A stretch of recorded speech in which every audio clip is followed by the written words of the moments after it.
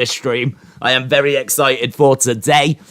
England are expected to line up as shown below. We don't know that that's the lineup, but they are expected to line up as below. Obviously, as soon as that news filters through, then we will jump to it and we will have a look and make the changes at the bottom. But we are expecting England to line up with Pickford in goal, England's number one. That's not going to come as a surprise.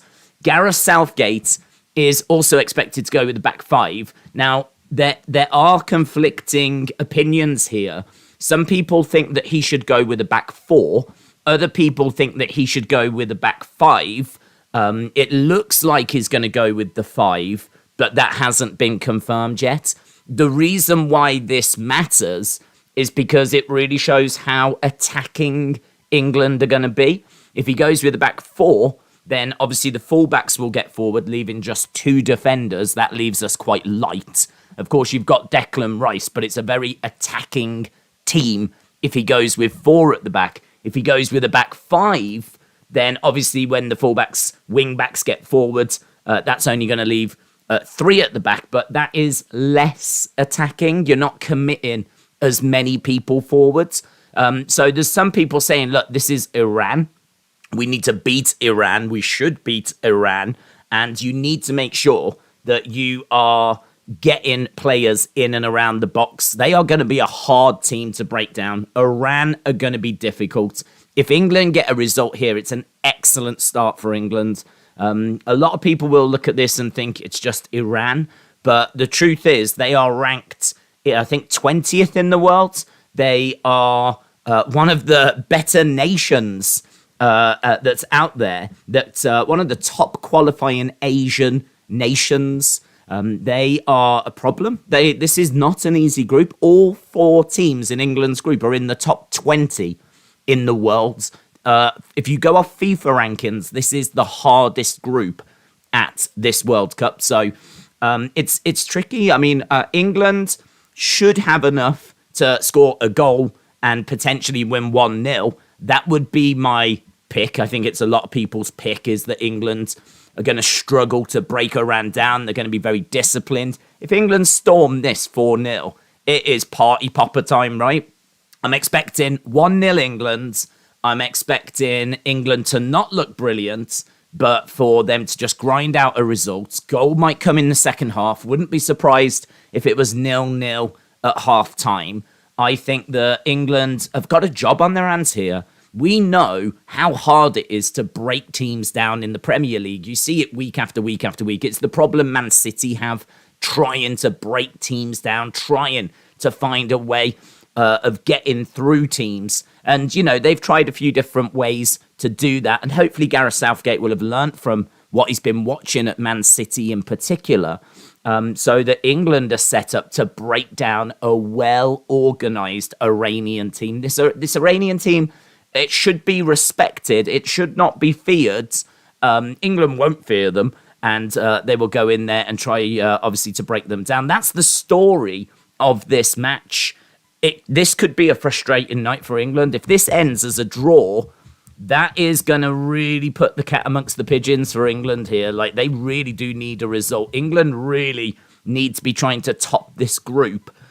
Qualifying, obviously, would be great, but if you finish second, you seem to go to the harder side of the draw.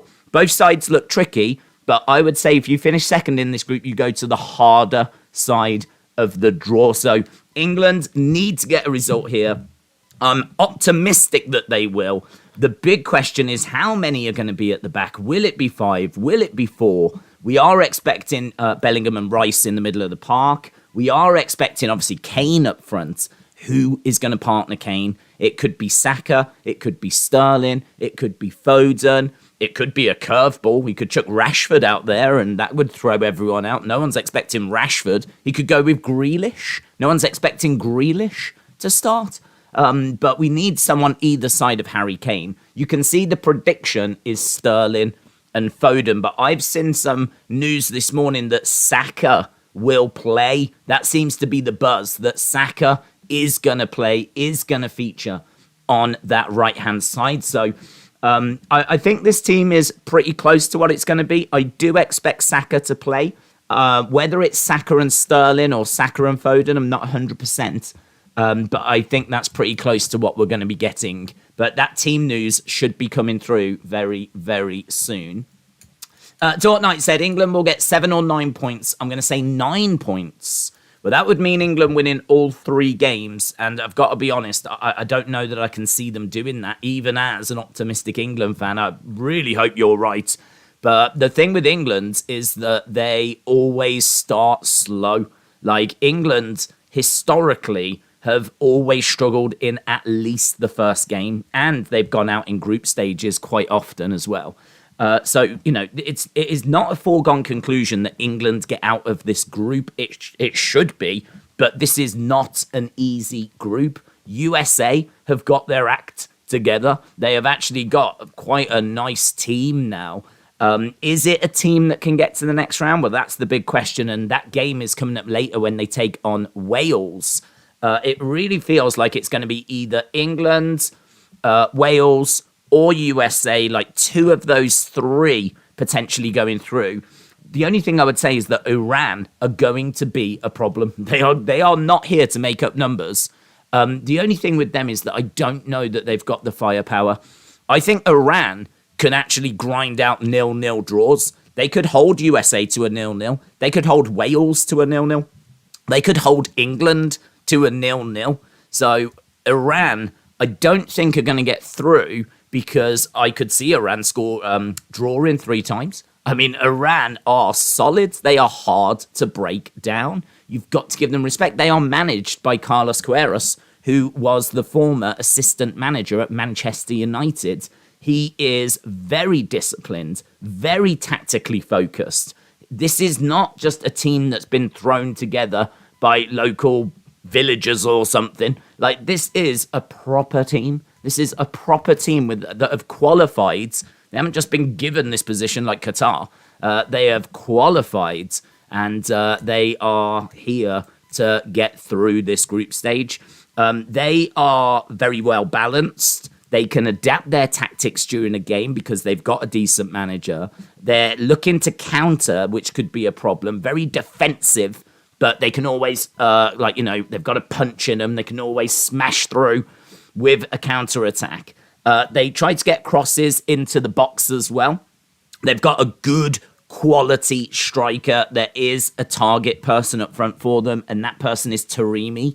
Taremi is going to be a problem if he is going to be getting onto the ball. Certainly, if you was going to say Taremi up against Maguire, then I'm very worried about that battle. Because Taremi is a very, very good player. I believe he plays for, I want to say Porto. I'm just going to double check that because I know he plays for a top European side. So let's have a look. Taremi, Porto, plays for Porto. He is their MVP. If Taremi had only scored that one chance, then Iran could have got through at Russia 2018. Many blamed him for Iran not reaching the knockouts last time. But in the past 4 years, Taremi has totally changed this image. He has become one of the most respected forwards in European football. 30 years old, plays for Porto. So Taremi up front, if he gets a nice clean-cut opportunity, England could be in trouble. Iran are going to keep it tight. They're going to keep it very defensive, but they do have a counter-attack threat. So something for England to just be aware of. Charlie, shout out to you. Dort Knight said, I think I need to put Kane penalty box in my bet builder. A penalty goal in your bet builder. Penalties are definitely something that England could be looking for. I could see England getting very frustrated with Iran, and I think they could go down quite easily, as do most modern footballers. But yes, that could certainly be a way of the deadlock being broken. This is why Southgate might fancy playing Sterling, because that Iranian defence, as well organised as what it is not going to want Raheem Sterling running at it. Raheem Sterling, when he has got an England shirt on in particular, and he's charging towards goal, and he's weaving his way into the penalty area, he is, let's be honest, he is looking for penalties. He is looking for penalties. Same with Jack Grealish. Jack Grealish does something very similar. He is also looking for penalties. And so they weave their way in, take the ball away from the defender clips them, they go down, England get a penalty, and you'd put money on Harry Kane to put that home and slot it home. I think Harry Kane as well is only 2 goals away from breaking Wayne Rooney's all-time England leading goal scorer record. Harry Kane should become the all-time England leading goal scorer at this World Cup if things go to plan. He should be able to get a couple of goals, and hopefully that starts today. Wrestling XFR said, I'm from Ireland, but since we didn't qualify, I'm going to go for Argentina. France, Brazil are very good, and they have a good chance, yes. Charlie said, score prediction. I am going to go 1-0 England. I wouldn't be surprised if it ended 0-0, but I would be disappointed. I think the problem England fans have right now is that we know that on paper that looks like a really good team. There's not too many weaknesses there. Certainly you would look at the back line, the defensive line. But you look up front, you look in midfield, I mean, there's quality there. And what's exciting is there's quality and depth. I mean, we've already spoke about Saka. We've spoke about Grealish. They can come on. We've spoke about Kyle Walker, of course, can come in as well. Mason Mount just got legs for days, just keeps on running. Like, he can always come in as well. So, there's definitely options that England have got. Rashford, I didn't even mention Marcus Rashford. He can come on. So England have got some nice options on the bench, which is very exciting. But it is that back line. I mean, Eric Dyer needs to channel his inner Bobby Moore.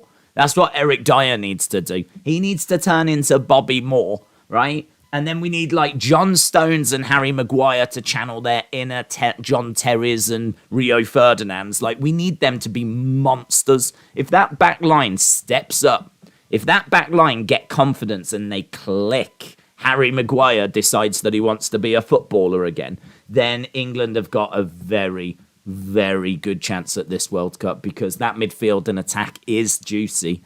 I don't know that I can say it stands up to Brazil, but it definitely is not scared of Brazil. That England team, if that back line performs, will be a match for anyone in the world. So I am hoping that England get the right result here. But more than that, I want to see a solid defensive performance by England. That's what I'm hoping for. I'm hoping for the win, first and foremost. I don't care if it's 7-6 to England, right? And we concede 6 goals, right? We'll worry about that a different day. Just get the win. So I don't care. But after the win, the next thing I'm looking for is a strong defensive performance. And I know that a lot of England fans might not agree with that, because a lot of England fans are going to want to see England win this 4-0 or 4-2 or, just get loads of goals. A lot of people that just tune in for the World Cup, the World Cup only, they just want goals. And I understand that. I totally get that. But our problem isn't so much scoring goals, although there is a bit of a problem there. But it's defensive. It's Harry Maguire is giving a lot of England fans sleepless nights right now. So Harry Maguire needs to show that he is up for this. It will be much better for England in the long run. They will get so much confidence if they keep a solid clean sheet in this game. So I think the biggest disaster for England would be to concede after the first few minutes. Like we nearly saw Ecuador do, but the goal was ruled out. That would be the biggest disaster, because not only is then the defensive confidence completely gone, so not only is that out the window, but now we've got to try and find a way of coming back against a very well-organised, defensively minded Iranian team, which is going to be a flipping problem. So, there's so many little sub-stories to this. There's so much going on. It's really interesting. It's really interesting. England have players with bursts of energy. I'm thinking Southgate will go on the counter-attack, said Alex. Well, I mean, the problem with that is that if England go on the counter-attack, Iran will not fall into that trap. Iran are a counter-attacking team as well. So what Iran will do is they will sit deep. They will be confident. They will invite teams onto them knowing that teams are going to struggle to break them down. And then they will look to counter like that team, right? They will look to quickly get the ball, run down the other end, and try and catch a load of players out and charge towards the opposition goal. If England have the same tactic, that would mean that England need to sit deep. And to be honest, if you've got two teams sitting deep, you are not going to have a very exciting match. And also, no one's going to score because both of the squads are going to be defensive and they'll only commit a few players going forward. Well, you know, 2 players going up against 8, you ain't going to stand a chance of scoring a goal unless it's a worldie or they get into the penalty box and there's a foul. So that's going to be a problem for Southgate because it could come, if he chooses that as a tactic, it'll come down to who blinks first because there's no way Southgate is going to want to accept a 0-0 draw here. If this was a game that England could afford to draw, then maybe he'd go with the counter-attack and sit deep and then, you know, let the other team sit deep and just see what comes of the game. But to be honest, I don't know you can do that. I don't know that you can do that. I think what you need to do is you've got to go out there, you've got to hit Iran hard before Iran settle into their defensive structure, before they are able to actually get into shape and get their bearings and get into a rhythm and know their jobs and, work out their opponents. Before they can do that, hit them hard, go out there, smash them hard. England need to try and get an early goal. That would make things a lot easier. I mean, breaking news, an early goal would help England, right? But it would really help England in this game. England needs to be at their technical best to get something out of this game. England do have the quality to do it, says Alex. Mouldy said, I think Dyer will be on the bench. The attack will be Sterling and Saka on the wings with Foden at 10 and Kane up front. That's an interesting point, actually, putting Foden in at 10. There's a lot of people saying that this would have been the perfect game for Maddison because Maddison has got that creativity to kind of create something from nothing. A little bit reminiscent of kind of how the country was clamouring for Grealish to play at the Euros because Grealish had that ability. More so, it seemed, when he was at Villa, to be honest, than his move to Man City. Since he's gone to Man City, hasn't quite looked as impressive as he's not opening up defenses quite as much as he used to at Villa. And there's obviously a plethora of different reasons for that. But I remember going into the Euros and the country was clamouring for Jack Grealish to start. And that seems to have dampened down a little bit now. But now it was Maddison. Now it was, can we get Maddison into the squad? Well, Maddison's in the squad. Grealish is in the squad. We do have those players with that ability to unlock defences. And you are right. Foden in a number 10 position here would make a lot of sense. Foden is one of the most technically gifted players we have. And again, getting him on the ball is going to be critical. I always find when he's on the wing, he's a little bit, I don't know why, in an England shirt, he's just out of it. He just doesn't seem to be as involved as what he is when he plays for Man City. And that England have got to change that because you need Foden on the ball more. He's one of our most... They actually did a sit-down interview with some England players and asked them who is the most technically gifted, the most naturally gifted, who has been born with the most natural talent, and they all said Phil Foden. Phil Foden has got that level of respect amongst his peers. So we have not seen much of Foden in an England shirt. He's been on the pitch, he just hasn't really done anything of significance. We've got to change that. So I like the idea of putting him in at 10, yeah. Melissa Rose said, Bellingham, player of the tournament. Well, I mean, where do you start with Jude? I mean, I could not love him anymore. I simply couldn't. It would be impossible because he is actually from the same town that I'm from. We were both born in Stourbridge, and I actually used to go to Stourbridge football as when I was young to watch the team play, just a local town. You know, they're all the way down in the leagues. They'll never see the Premier League. They're a long, long way away. But I used to watch his dad play, and his dad was one of my favourite players. His dad used to smash goals in for fun. His dad was a baller, man. His dad was amazing. And he played for Stourbridge, I think on a couple of occasions, like a few different... He played for us loads, but on a couple of stints. And I don't remember ever seeing Jude, to be honest, but then why would I ever know him? I wouldn't. He may have been there watching his dad. I have no idea. But Jude did play for Stourbridge Youth and then obviously went to Birmingham, which is the biggest city by us, and then worked his way up through Birmingham and then made the move to Dortmund. And here we are. I mean, now he's like captain of Dortmund, captains Dortmund, not all the time, but captains Dortmund, plays in Champions League, is so just experienced and mature beyond his years. I mean, he could be young player of the tournament, but Spain have got some special players as well. So do France, of course. But he will be in the conversation. If again, someone else, we've just got to get him on the ball. We've got to get Jude on the ball. Jude has got the ability to. He wears the number 22. Is it 22, 23? And the reason he wears it is because it's the defensive number, I think number 4, number 8, and number 10 added together. Yeah. So it's 4, 8, and 10 added together. And that is because when he was coming through the ranks, his trainer said to him, "You need to be the complete midfielder. There's no point. You've got too much skill. I don't want you to just be a defensive midfielder wearing the number 4 shirt. I don't want you to be a box to box, right? So that you can't specialize anywhere. I don't want you doing that. And I don't want you being an attacking midfielder, but I do want you scoring goals. I want you to do it all. I'm going to use you in every position." So Jude, as he was coming through, learned how to be a defensive midfielder. He learned how to be a number 4. He learned how to be a number 8, which is where you go from box to box, doing tackles, getting the other end, scoring goals. You don't really specialize in either area, but you are capable in both areas. And so he did that.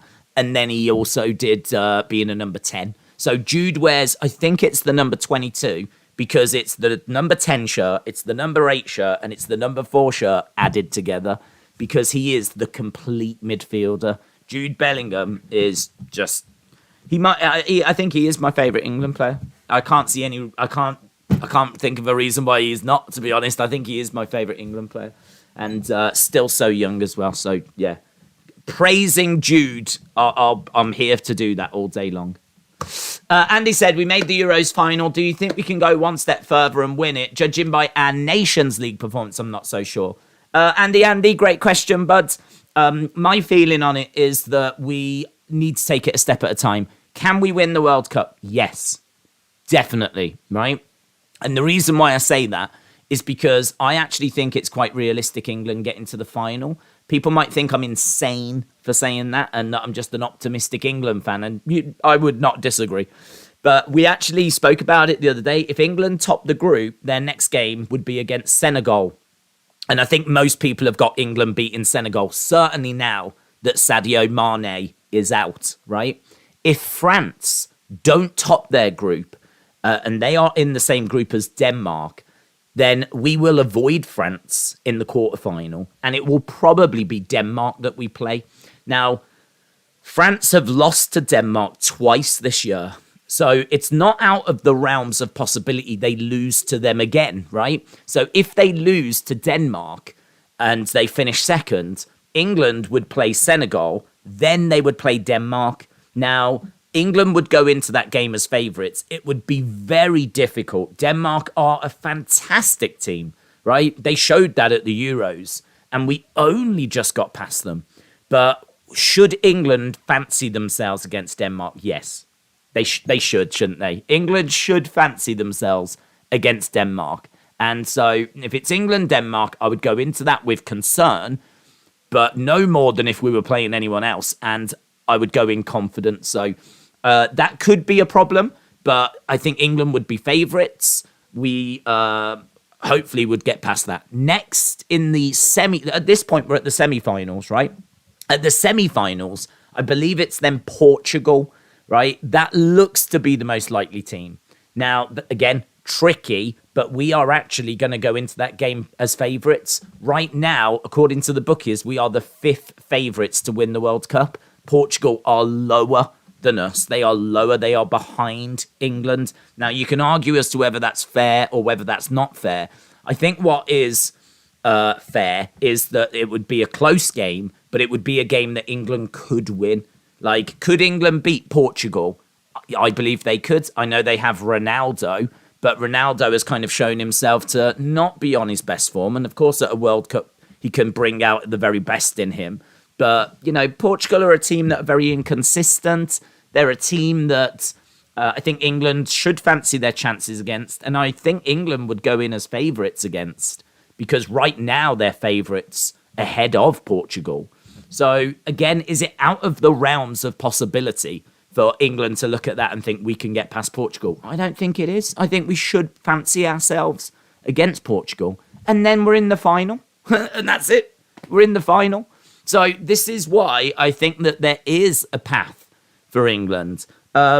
England, I mean, even if we get France, that is a fantastic French team. But it's a France team without Benzema. And it's a France team that has shown that they don't have the togetherness all the time. If they click and they gel and they have got that team spirit, they are going to be potentially winners, right?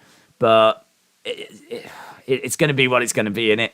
Hopefully we avoid France. I don't want to play France, but if we do play France, do you know what? I'm not worried. I'm not worried about facing anyone. The only teams that I really think England are going to struggle against would be Brazil and Argentina. And against France, I could see it maybe going penalties.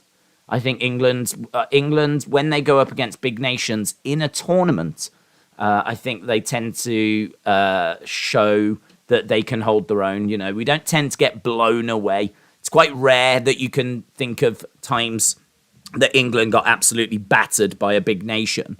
Like, normally we go to penalties and go out on penalties. England are quite good at keeping things tight. Southgate is very defensively focused. I think that England are quite hard to score against. Nations League was, we were trying some stuff. There were some players there which we tried. It didn't work. It was the end of a long season. I don't know how motivated the players were. I don't want to make excuses, but there was a lot of big nations that struggled at the Nations League as well. A lot of big nations did. I think it was the Nations League that France lost to Denmark twice, for example. So there was a lot of countries that didn't put in their best performances. Maybe none quite as bad as England getting relegated. But no, I'm optimistic. I really am optimistic. I think England, let's take it a step at a time. But I don't think England should be thinking, well, what's the point? We're going to go out to France in the quarterfinals. Like, we don't need to be thinking that. I wouldn't even think that far ahead. I think there is a path for England. I think, is it unlikely? Sure. I think we can agree it's unlikely. I think we can agree there are other teams that are more favourites than what England are. But England got to a semi-final at the last World Cup, got to the final of the Euros. They are going to be bang up for this. Gareth Southgate's going to create a fantastic team mentality. I expect England to get out of the group. Then we've got Senegal. And then, man, who knows? If it's France, bring them on. If it's France, bring them on. I am not scared of France at all, right? And, if you're going to win the World Cup, you're going to have to win against some big teams. You can try and dodge and weave and try and find a way of avoiding big teams, but you got to beat, at the end of the day, who's in front of you. And this England team are going to go there with tons of players that have played in the Champions League that are used to having big games. And hopefully we can lean on that experience. This is, I don't know if this is the most optimistic I've been for a World Cup.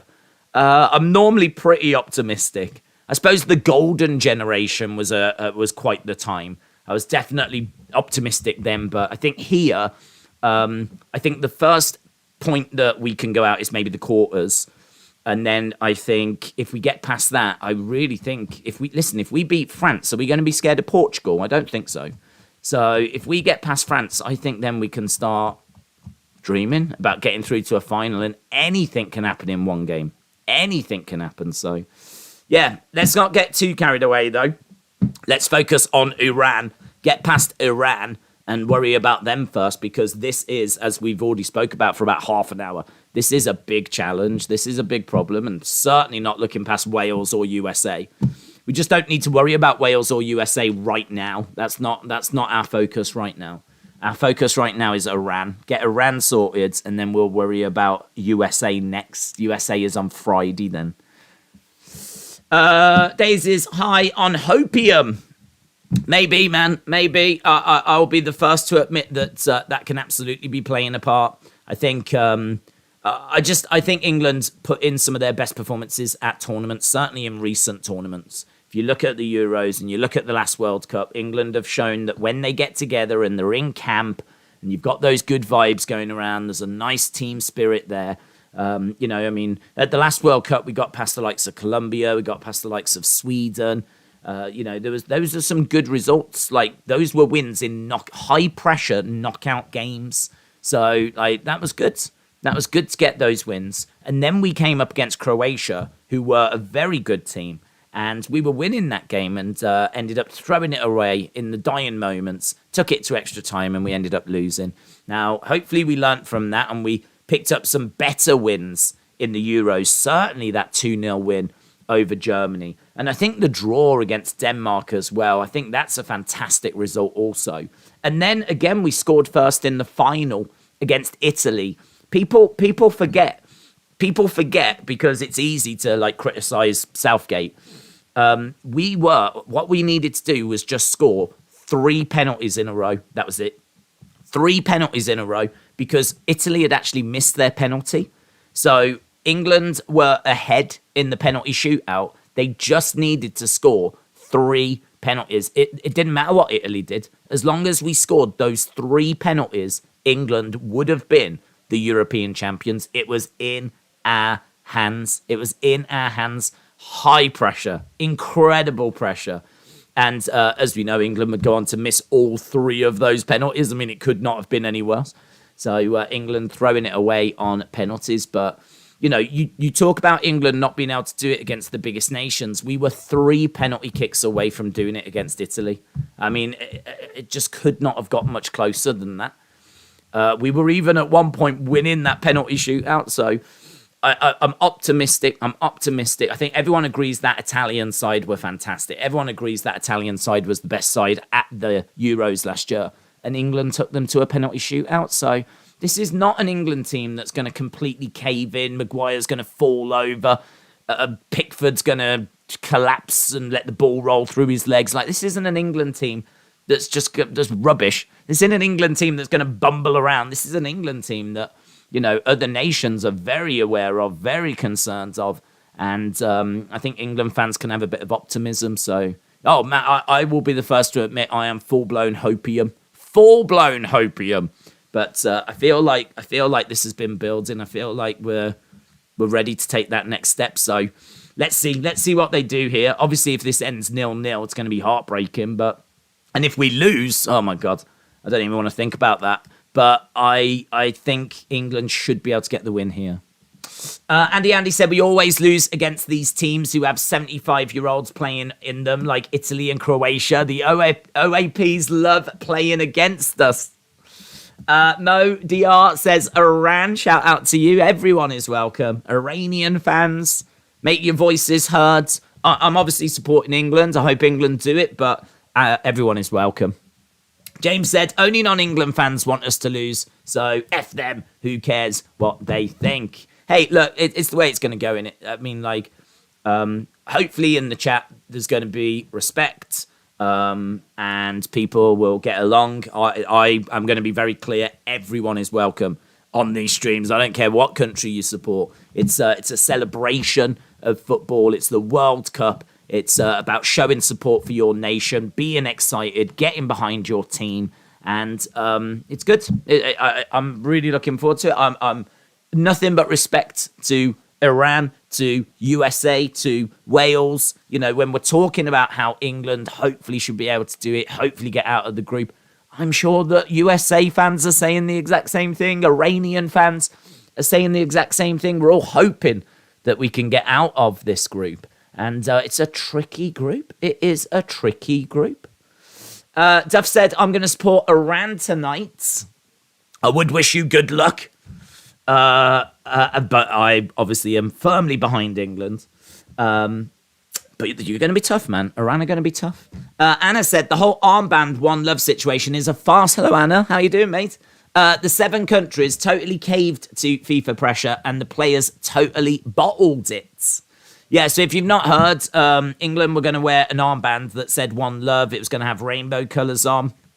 It was something that had been agreed really before the tournament. I'd heard about this when England first met up, that this was what they were going to do. And on the eve of this, they've turned around and they've said... They've turned around and said that they are not allowed to wear it now. So they've turned around and said on the eve of the game, if you wear it, you're going to be booked. It's a very difficult situation for England to be put in because, I mean, if Harry Kane is booked, then obviously another booking would see him get sent off, and then England go down to 10. And, I mean, you've got to think then it becomes like players would target Harry Kane because he's already on a booking before the whistle's even flipping blown. I don't know. It's really difficult. It's difficult because I agree England should have stood their ground, but I can also understand. I mean, I think what I feel is more let down by FIFA than anything else. I don't know that I feel let down so much by the FA. Maybe I should feel let down by the English Football Association for caving in, but I feel like FIFA didn't need to do that. They didn't need to come forward and say, well, if you wear this armband, you'll be booked. Like that, because the FA said if it was just a fine, they were prepared to pay it. If it had just been money, and it hadn't affected like the on-field stuff, because you got to think, I mean, that's not fair really on Kane, is it? I mean, Harry Kane starts the game with a booking. He's got to be really careful throughout the rest of the game. He's surely going to be targeted. And then, you know, he's got to be walking on eggshells. It's not a fair situation to put him in. And it's not the FA that put him in that situation. It was FIFA that put him in that situation. You know, it's FIFA are the ones that have, on the eve of the game, literally turned around and said this. You know, this could have been a conversation we had a long time ago. They could have come out and said ages ago, if you do that, there'll be a booking. But for some reason, they've decided now is the time to tell us. And so there's this last minute scramble of what do we do? It's an unnecessary distraction, to be honest. It's an unnecessary distraction. And it's something that should have been sorted a long time ago. Because I think FIFA have done this on purpose, because had they have done that, I think England would have found a different way to have shown their support. And then, you know, FIFA would have ruled against that, and then England would have found a different way.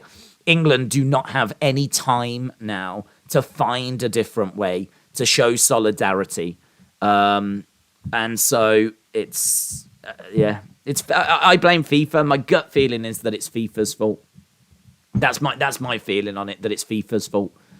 And that they didn't need to go down this road. And if they were going down this road, they could have done it a lot earlier. So it's very frustrating. I understand your frustration. FIFA are despicable. They've tarnished the beautiful game, which us Brits modernised and gave to the world. So Paul said they could have banned beer ages ago as well, but they left that late to change their minds.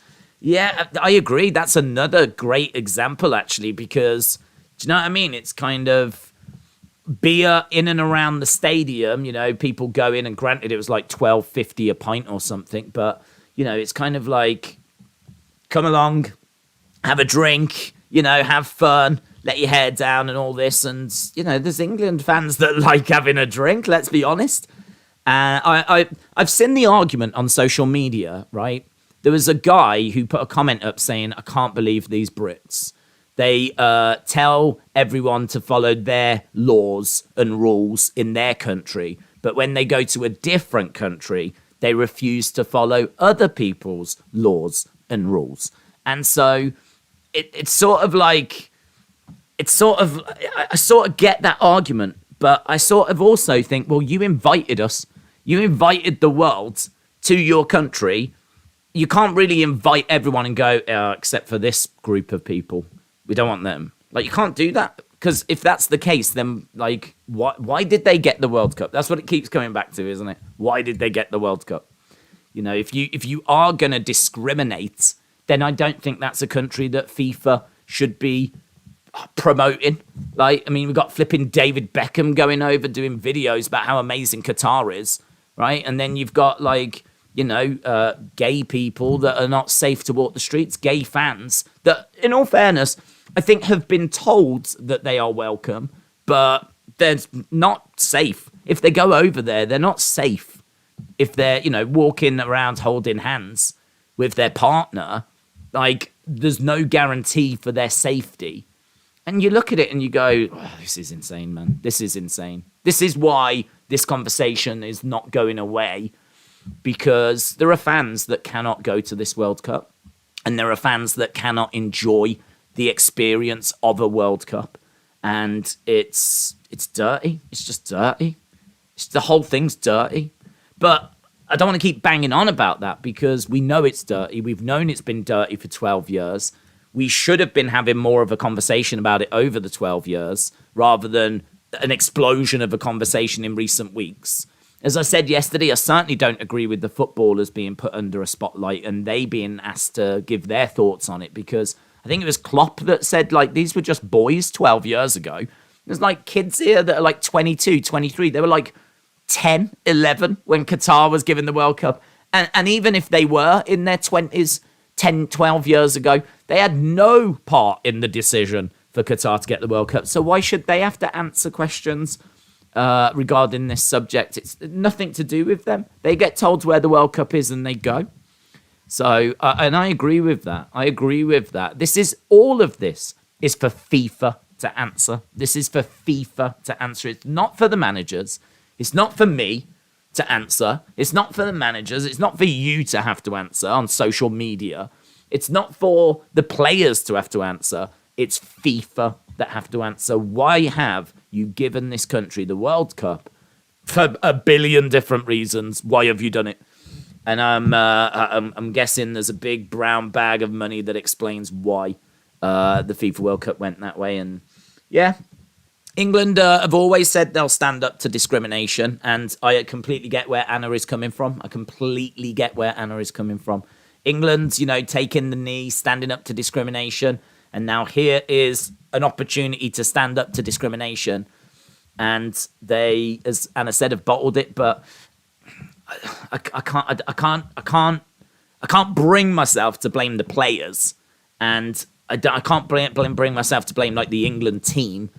I don't know if the FA should have been stronger on this and pushed back more on this. But for me, the blame is firmly at the door of FIFA. This whole thing is FIFA's fault. Corrupt, awful organisation, which hopefully I thought had made some steps towards, going in the right direction, until, I don't know if you saw the FIFA president's comments, which were just mind-blowing about what he was saying. Kind of standing up for Qatar the other day. I mean, I don't know. It's just so corrupt. All I can say is, oh my God, America, I cannot wait for the next World Cup. Canada, Mexico, you guys have got it next in 2026. And the world is just, honestly, we're going to come and have a party just for flipping it being in normal countries that I don't feel are paying and are as using corruption or anything to try and get a hold of this flipping World Cup. Or, I mean, look, you're going to have discrimination in all countries, but I think we can all agree that Qatar is a different level, right? Because that's another thing as well, the whole hypocrisy and all of that kind of stuff. Like, how can you say this about Qatar when things are bad in your own countries? And I understand that argument.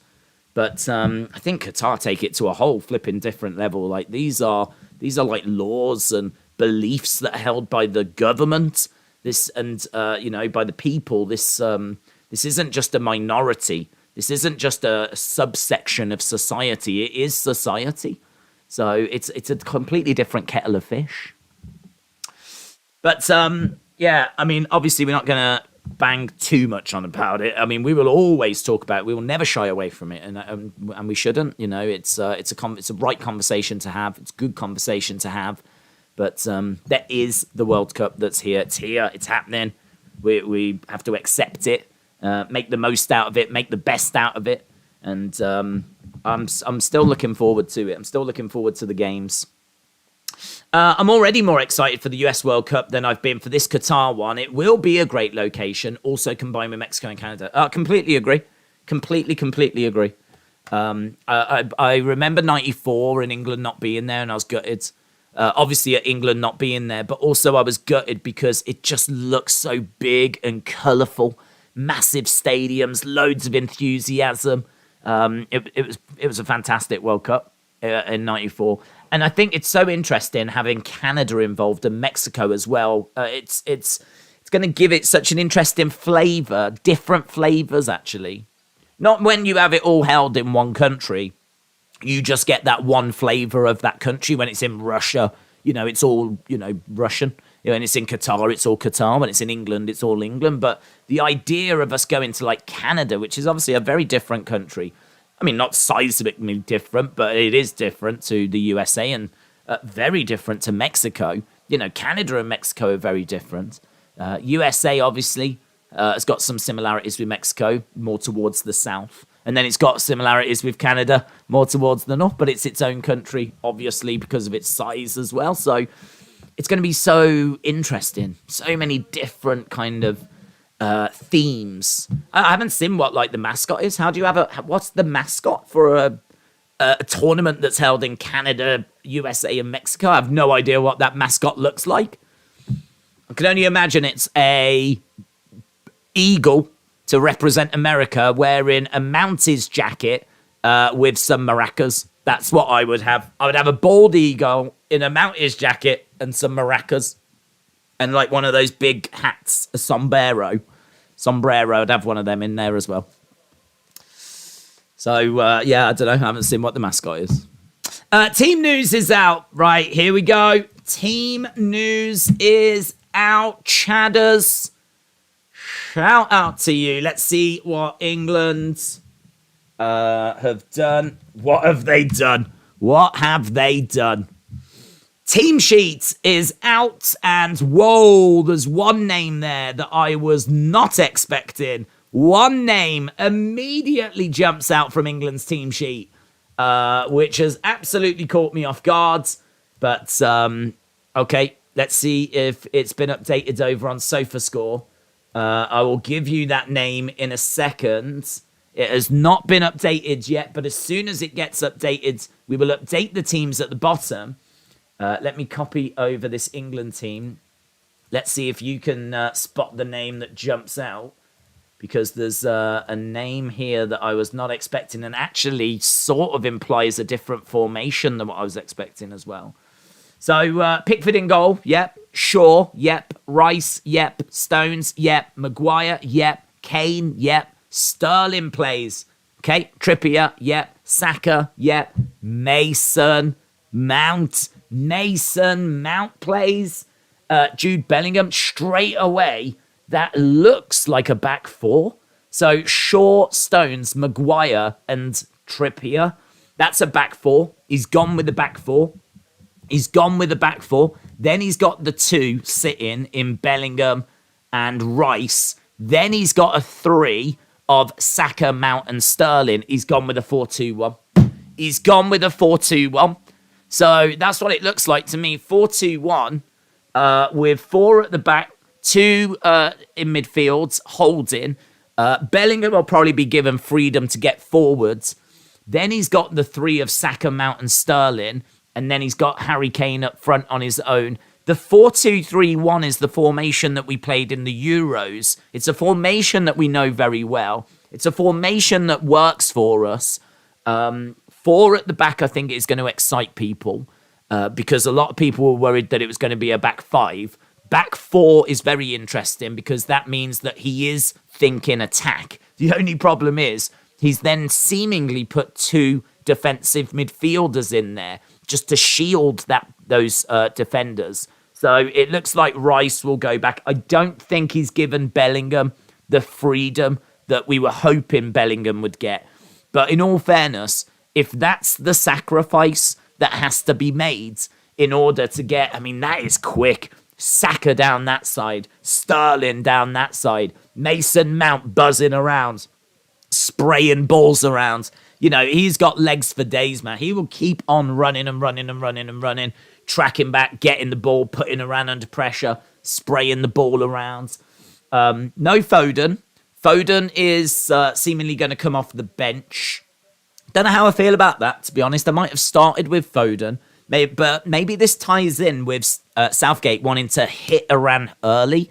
Do you know what I mean? Perhaps he wants to get the legs out there and just smash them early, get them going, get them out there. This will be a very fluid formation as well. We always see that this formation is going to have a lot of fluidity to it. You're going to be seeing the likes of Shaw getting forward, Trippier getting forward. I think Bellingham will have some freedom to get forward and freedom to roam as well. But I can see this being quite fluid. Different stages of the game, depending on what we need, how committed we are, or if we're having to defend, that formation will slip into a few different formations. There is a nice flexibility to England. You can see that the team that was expected was a 3-4-3 in their lineup. This feels more like a 4-2-3-1 to me. But yeah, interesting. Shocked at 4 at the back. Very un-Southgate. Adam said, why is Foden not in the 8? Well, he does love Mason Mount. He does love Mason Mount. And Mason Mount is very good. I mean, he has got legs. He will run and run and run. I think what he's going to look to do is, I think if he was going to put, I mean, Mount being in the 8 is interesting, rather than Foden. I think that Southgate is looking to use Foden maybe off the bench more in the second half. Yeah, I can understand people being a bit questioning that one, but Mason Mount is an England experienced player, fantastic player. That team doesn't worry me at all. I think, will they play a back 4? Will they play a back 5? They've gone with the back 4. That was something England fans were, I don't know if they were hoping for, but it was a big question coming into this. Was it going to be a back 4? Is it going to be a back 5? He's gone with the back 4. I think that will please a lot of people. I don't think there's anything there for people to be upset about outside of maybe Mount or Foden, but they're both quality players. And Foden, to be honest, has not really done it in an England shirt. He could do it in an England shirt, needs to do it in an England shirt, but there's a lot to be said in this World Cup about coming off the bench. A lot to be said. This is not a World Cup where we need to just be focused on the first 11. This is a squad. This is all about your substitutions. This is all about the heat. Don't forget how hot it's going to be. I think England are very much going to be turning to their substitutions. And it wouldn't surprise me to see the likes of Foden being brought on, see the likes of Grealish being brought on. But this certainly looks like he's going to try and hit them hard early. Looks like he's going to try and get some pace on there, run at them. And I'm excited by this team. I'm excited. Iran is 20 in the world, number 1 in Asia. Iran is tough, said Easy99. They play defensive, they play counter. Maguire never lets England down, says Sosa. Didn't do brilliant in the Nations League, and there is definite concern around Maguire. I don't know that anyone was expecting Maguire to not be picked, though. I think for me, Maguire is someone that is a concern. He's someone that is going to need to prove and show that he can step up here and that he can do the job for England as he has done in the past. Maybe there'll be some fans out there hoping that was going to be Stones and Ben White. I think Ben White was in with a really good shout of playing. I think Dyer only plays if it's a back 5. If it's a back 4, I don't think Dyer plays. So it's gone with he's gone with that back 4. Maguire or White. White is not been playing as a centre back this year. He's been playing as a right back for Arsenal. It would be, I don't know. Yeah, I feel like either would be a gamble. If you played White there, he's inexperienced, and this season he's playing as a right back. Can he play centre back? Yes, but I'm not down on it.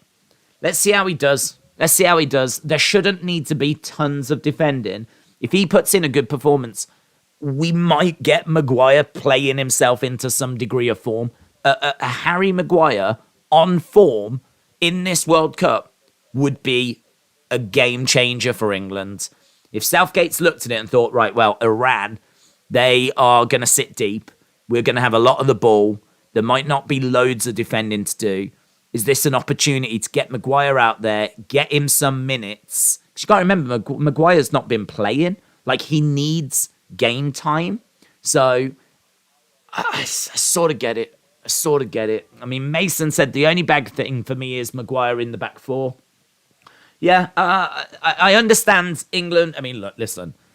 Not all England fans, but there is a good chunk of England fans out there that will moan whatever Southgate does. Doesn't matter what Southgate does. If he played with the back five, it would be wrong. If he played with the back four, it would be wrong. If he picks Maguire, he's wrong. If he plays White, there'll be people that'll say he's wrong. If he plays Mason Mount, is wrong. If he plays Foden, is wrong. When you're the England manager, you cannot win, right? So my feelings on it are, he knows these players. He knows what setup he wants to play. He knows their strengths and weaknesses. He's going to have reasons as to why he's putting these people in these positions. He's seen them in training as well. We're not privy to that. So he knows how well they're training. He will, obviously training's a very different beast, but I trust him. I trust Southgate. The only question mark I have over Southgate is his in-game decisions. His actual starting lineups, I'm not too fussed about. This is a squad game. It's a squad game. If Maguire drops a clanger, well, then we learn from it, don't we? And hopefully it doesn't cost us. You know, pressure on Maguire, but there was no point taking Maguire if you weren't going to play him. He is someone that has not had game time. If you don't use him in the group stages, you're not chucking Maguire in at the knockout rounds. You're not putting Maguire in for a crunch game against France if he hasn't played in the group stages. So I think we knew Maguire was going to be playing. I think we knew Maguire was going to get game time. But it is the big conversation. It is the focus. And rightfully so. I mean, rightfully so, because Maguire is not playing for Manchester United. He's not getting game time. I think he has in recent weeks because of Varane's injury.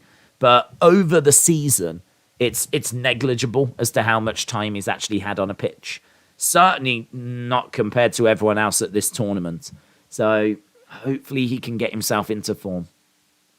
There's been calls for Iran to be kicked out, said Alfie, because of their military alliance with Russia. Yes, it's a real shame, to be honest, because the World Cup was always about the sport and it was not about politics. And because of Qatar in particular, politics has really been brought into the game. And, you know, FIFA are always trying to ensure that the focus is on the football. And I do support that. I think it's difficult, isn't it? I mean, they kicked Russia and Russia teams out of Euros, out of out of the Nations League, wasn't it? Out of the Nations League and out of the Champions League. So they kicked those teams out because of what Russia was doing. And, you know, people are looking at Iran saying, well, they're helping Russia. Shouldn't they suffer the same consequence?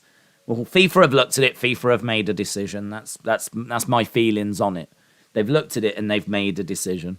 I think if you start going down these roads of like political and exploring like all this, the politics side of it, like we're really starting to get away from the football, and we're getting so far away from the football anyway.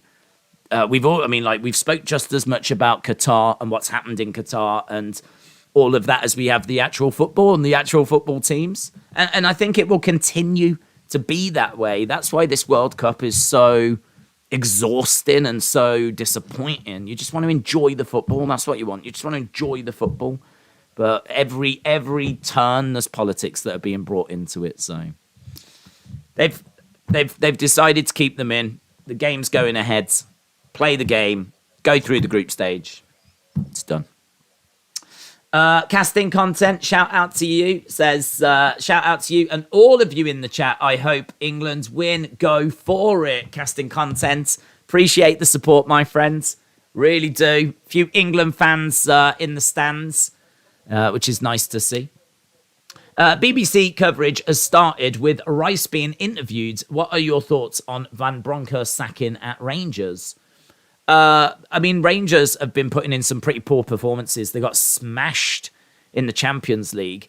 I think they're quite comfortably behind Celtic this year.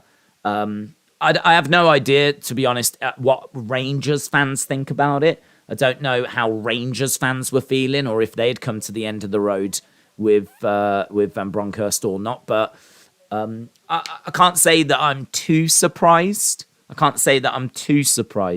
You know, it felt like they got there under Steven Gerrard and they have not kicked on. It feels like they've took a definite step backwards. So I think Rangers are now looking to try and get back to that level. Will Steven Gerrard go back? Isn't Steven Gerrard free? Would he go back? I mean, I have no idea. I don't know where. I don't know what the future holds for Steven Gerrard now that he's out of Villa. Haven't got a clue what he's going to do. I would imagine he won't want to go back. But I feel like he's going to need to rebuild his reputation a little bit. That Villa appointment did not work out for Stevie G. I don't reply. Dort Knight, shout out to you. William said USA, USA. As a US fan, I need England to win, says Ty. Yeah, do you know what? It's a really good point, actually. That is a good point. You do need England to win, because if Iran get a result here, that blows this group wide open. And then there are definitely 4 teams competing for 2 slots. If England get a win here, then it's probably 3 teams competing for 2 slots. So, yeah, I would agree with that. I think you do need England to get a win. Summit, hello. Hope you are well. We have a petition in the chat to ban Nick. Nick who? Just Nick. I love Gerrard and all that he did for Liverpool. He left Rangers, and Rangers shouldn't be looking to take him back. Well, to be honest, I don't know that they are. I just know that they were at their best when they had him, and it wouldn't be too much of a surprise for them to knock on his door and say, "Hey, how you doing? How you doing?" I don't think he should go back, but here we go. Most wins by an England men's manager at major tournaments. Gareth Southgate is tied with Sir Alf Ramsey. So if Southgate wins this game, Gareth Southgate will have won more games than any other England manager in history at major tournaments. England will win because of Kane, says Melissa. Taking the Villa job was a poison chalice. What is success at Villa? Would have been better staying at Rangers, building a legacy that meant that Liverpool would have been interested. The Welsh Army, said Frankie. Charlie said thoughts on Nottingham Forest. I like Forest. I mean, they brought in a lot of players, and I think they've struggled to get them all to gel. I think that where did they finish? I know they were down at the bottom of the league, but I don't know where they are. As we head into this. Still 18th. So last 5 games, 2 wins, 2 draws, 1 loss.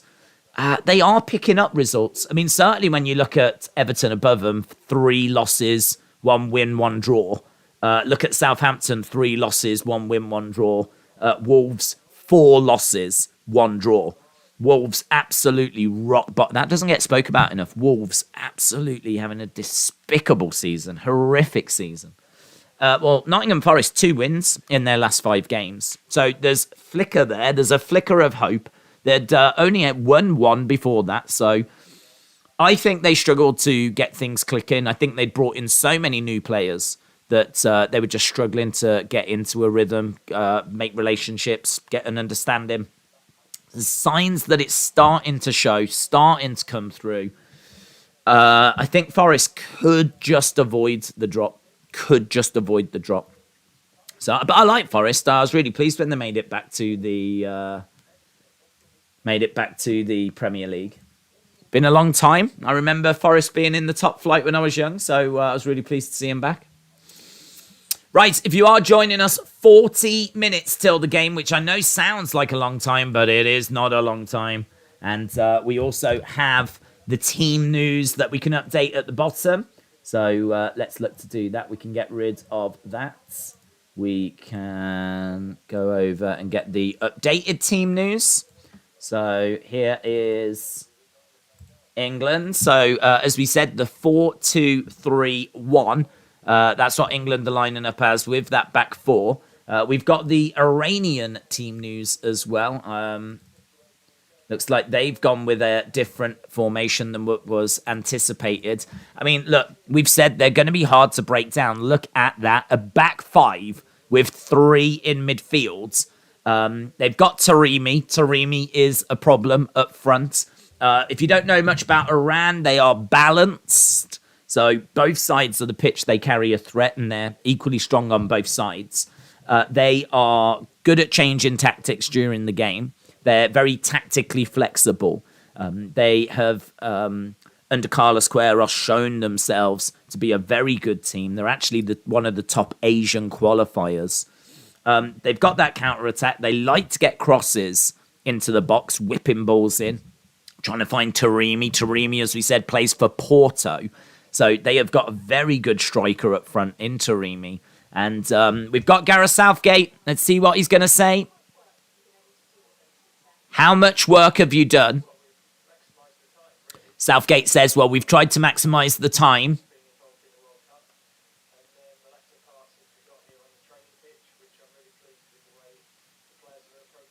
He says, I'm really pleased with how the players have approached training and their mentality.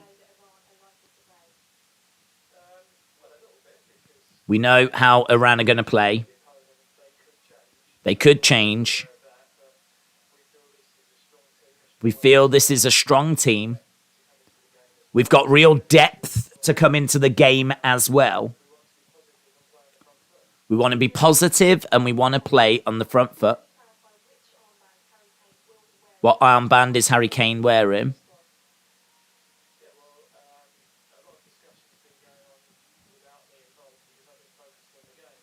There's been a lot of conversations without Southgate.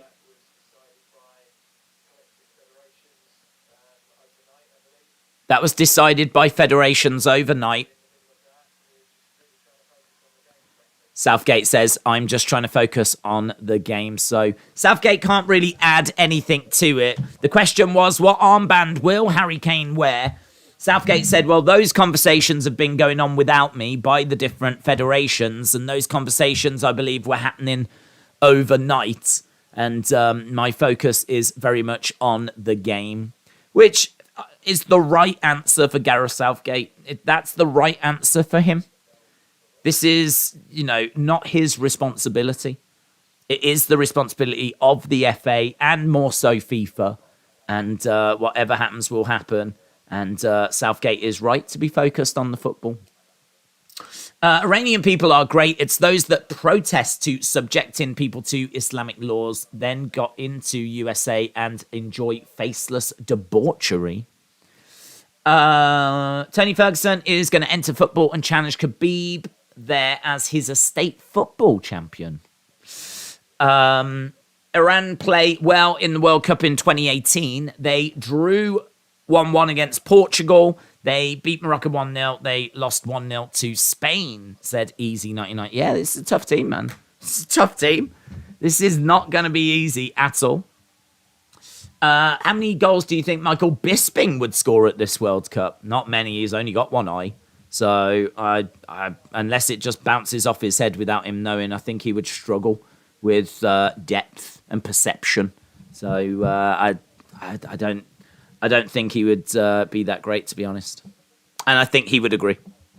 Dortnight said, the gentleman that cuts my hair is from Iran. Boom. Sean said, I'm so excited that Football Days is back. You'll have to let me know about the sound as well, because this is a different microphone. I've gone back to the old microphone because the new microphone sounds better, but also cuts out at high noise. I don't think this one does. Don't think it does. So we're going to have to see how the sound goes. Hopefully, it's just passable. All I'm looking for is passable sound. We could make the sound better. But as we said, then if there's loud noises, it starts cutting out. It's a bit quiet inside the local pub there.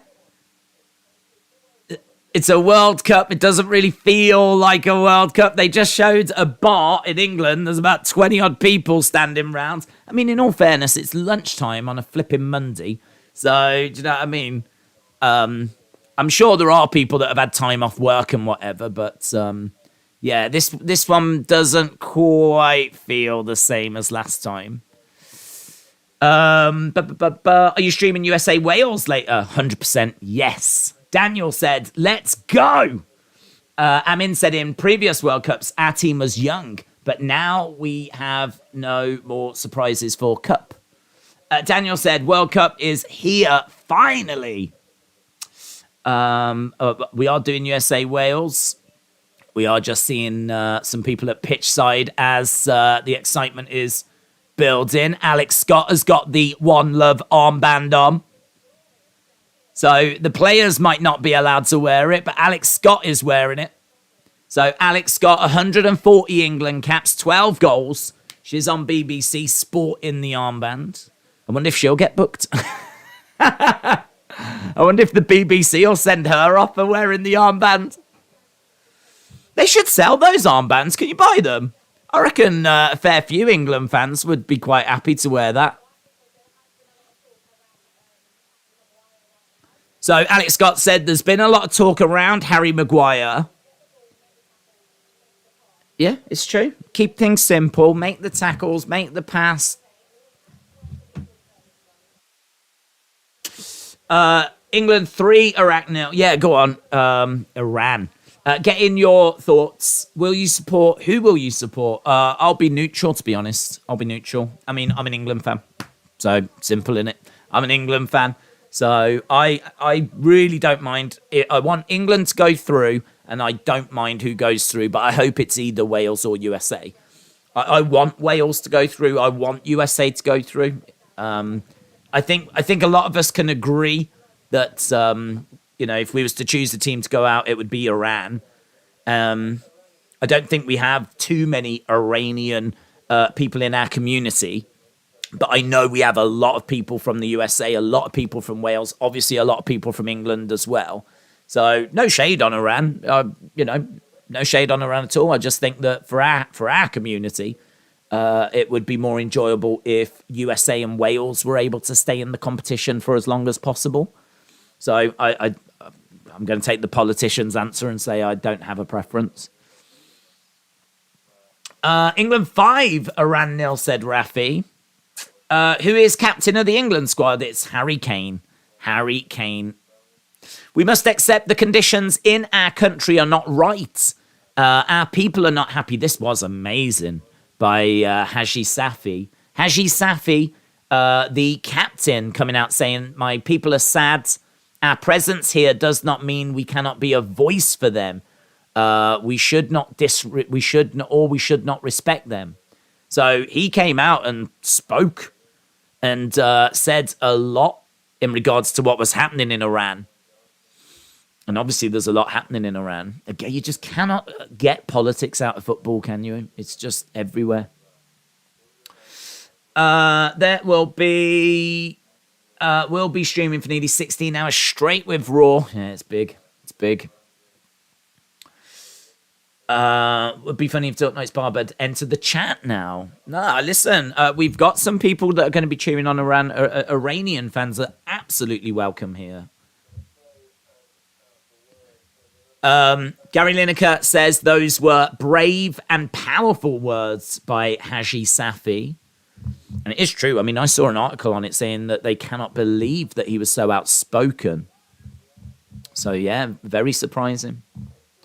Bots are not welcome, said Hayden. William said, Days will have 3 games, quick nap, dinner, then Raw. Tarek said, are you excited for tonight? I mean, I'm excited for everything. I'm excited for it all. I'm excited for this game, of course. Yeah? 3 Lions. Coming home. Then we've got Senegal, Netherlands. Big game because likely to be the 2 teams that the 2 teams from this group will go on to face. So we will really get an insight as to what the next round after the group stage could hold. Obviously, we can't really afford to look that far forwards, certainly without knowing how this result has gone against Iran. But that is going to be interesting. You know, that is not just a boring game. That is a very important game, and a game which is going to really show what the future holds for the teams in this group after this group. Then we've obviously got the main event. I mean, we have got so many people from the USA in this community. I would imagine there is such excitement. USA were not at the last World Cup. They were at the 2014 World Cup, but that's a long time. That's 8 years since USA have been at the World Cup. 8 years is a long time. So that's going to be a big moment for the USA. But, I mean, you want to talk about long time, then welcome Wales to the conversation, who are going to be at the World Cup for the first time in, is it 60-odd years? I don't think they've been at a World Cup since the 1950s, which is just mind-blowing. So, you know, whole generations of Welsh people have not seen their team at a World Cup. And football is big in Wales. It's not the number one sport. Rugby is their number one sport. But it's still, you know, football is huge. A lot of Welsh people support, like, teams in the Premier League. Like, they love football. It's just that their national team hasn't really delivered and been to that level. And they've been in the wilderness a long time. This means everything to Wales. This is going to be hard for the USA. USA go in as favourites, but this is going to be hard for the USA because Wales are going to fight with every fibre in their body. They are going to be so passionate. You're going to have to kill Wales to get a result out of them. And the same for England as well. I mean, the only thing I would say is I'm so pleased England play them last because, you know, we play Iran first, then we've got USA, and then Wales, every fibre in their body is going to give everything. You're going to have to throw the kitchen sink at Wales. That is going to be a hell of a game. Then, yeah, absolutely, have something to eat. And then we're back for Raw. I actually don't know what Raw holds tonight, but I'm sure it'll be fun. Taremi will make Maguire suffer, says Easy99. I know for me, in my area, the USA fans are so excited, said Airflow. Oh, that is great. That is great. I'm so pleased to hear people getting on board. I mean, this World Cup, there's just so much politics involved, and there's so much noise, and there's so much going on that the football is getting lost in the conversation. But it's great that people, you know, this is the biggest sporting event in the world for me. This beats the Olympics. And so it's such a shame that it's being completely overshadowed everywhere you turn. And so it's great that there are fans out there that are just still really excited, you know. Rafi says there's no Rashford for England. That's a good point, actually. We didn't look at the bench. So the bench, Rafi, shout out to you. So we've got Walker, Grealish. Rashford is on the bench. I think, is everyone just on the bench? I don't think anyone misses out. So we've got the 11, 12, 13, 14, 15, 16, 17, 18, 19, 20, 21, 22, 23, 24, 25. There's 25. There's no Maddison. They did say that Maddison wouldn't be fit for this first game. So Maddison is not on the bench, but everyone else is on the bench. Even Kyle Walker, but I doubt he comes on. In all fairness, they could have just named Maddison and not used him. But, yeah, he's not even an option. He's not on the bench at all. So, no Maddison on the bench. But we do have the likes of Ben White, Callum Wilson. I mean, Callum Wilson's kind of interesting. Callum Wilson's interesting. A lot of England fans wanted Ivan Toney to be going to this World Cup. But I think Callum Wilson's an interesting option to bring off the bench. You know, England might look to go with a front two. Hadn't really considered England doing that, but yeah, they could look to go with a front two. Right, we are continuing to build our way towards the start of the game. We're 25 minutes away. Iran is number 20 and number 1 in Asia. Easy99, shout out to you. Maguire's scoring chance for Iran is more than Taremi's, says Amin. Well, we're just seeing the teams arrive. It's getting closer and closer and closer. Let's have a look at Iran and just see what their recent results were. So they beat Uruguay 1-0 and they drew 1-1 with Senegal. So they beat Uruguay on the 23rd of September and then they drew 1-1 with Senegal on the 25th of September. So it gives you an idea of how good this team is. There's a lot of excitement around Uruguay. And I think there's quite a bit of respect for Senegal because of them being African champions. Well, Iran got a win and a draw against them. So, as we said, it's going to be a very tricky team. Just having a look to see who they play for, though. There's not loads of big-name players here. Taremi plays for Porto. They've got a player that plays for Feyenoord. They've got a player that plays for Bayern Leverkusen. There's someone that represents Brentford. But then there's a lot of players that play in Turkey, that play in Qatar, that play in Greece, that play in Iran. So, you know, they're more of a team than anything else. They've got a mid to low block and they're very fast counters. So I've got a little article here on the Iranian tactics. It says that Carlos Queiroz, who has the most number of games to his name as the Iran coach, previously led this side in 2014 and the 2018 World Cups. He's very familiar with the squad at his disposal, a quality that is crucial given the short time they've got till the first game against England. United States and Wales likely to stick to a 4-3-3. Well, we haven't seen that. What we've actually seen him do is go to a 5-3-2 according to SofaScore. But 4-3-3 is the formation that they tend to play. A robust defence, individual skill. Iran are expected to adopt a similar strategy to past World Cups. Mid or low blocks with an eye on fast counters. A number of things, some for the better, some for the worse, have happened since Russia, where Iran fell short qualifying from a group that featured Spain, Portugal and Morocco. I mean, they only just failed to come out of that group. Spain, Portugal and Morocco. They are a very decent side, and I know we keep banging that drum, but it is very, very true. Iran play like Leeds, says Dragon Slayer of Death. Charlie said, I hope Johnson and Williams have a good game later against USA. Sita said today Iran is only using 2 aggressive players, says Sita. They're just showing the qualifying group. Group A, Iran topping that group, played 10, got 25 points. The teams featured South Korea, for example, good side, also at this World Cup, and they managed to finish ahead of them. Taremi has played 60-odd games and scored 28 goals. He's got a very good score rate. Scored 5 goals in the last 3 Champions League games, and he scored 60 goals in 109 top-flight games in Portugal. Summit said Bisping has got a titanium robotic eye. Don't underestimate him. Michael said, I have no idea how the USA qualified. Wow, they didn't qualify top. It was Canada that qualified top. And actually, USA didn't make it the most comfortable of qualifying.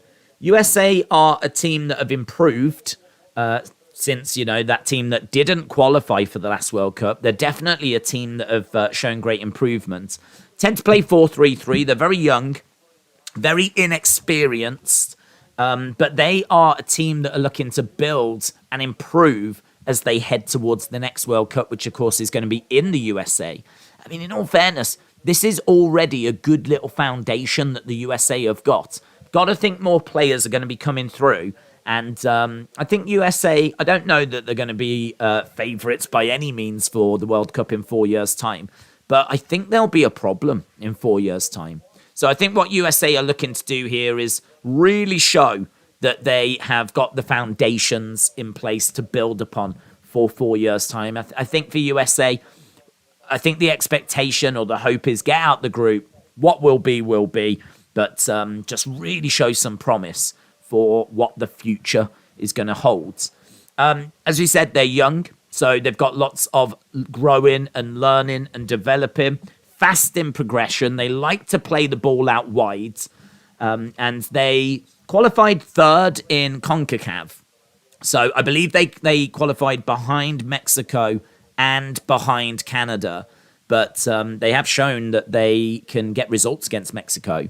I think USA are actually ahead of Mexico now in that CONCACAF region. So, again, tricky team, but they are inconsistent. You never know what USA is going to show up. You never know what to expect out of the USA. They can arrive and give you a game, or they can arrive and get dominated, to be honest, and can look a bit underwhelming. So, again, I think it comes from that inexperience and that youth, which is going to need to really focus and be on top of its game at this World Cup. And we'll get a good indication later as to what the USA are going to bring to this World Cup. They are favourites against Wales. They are favourites.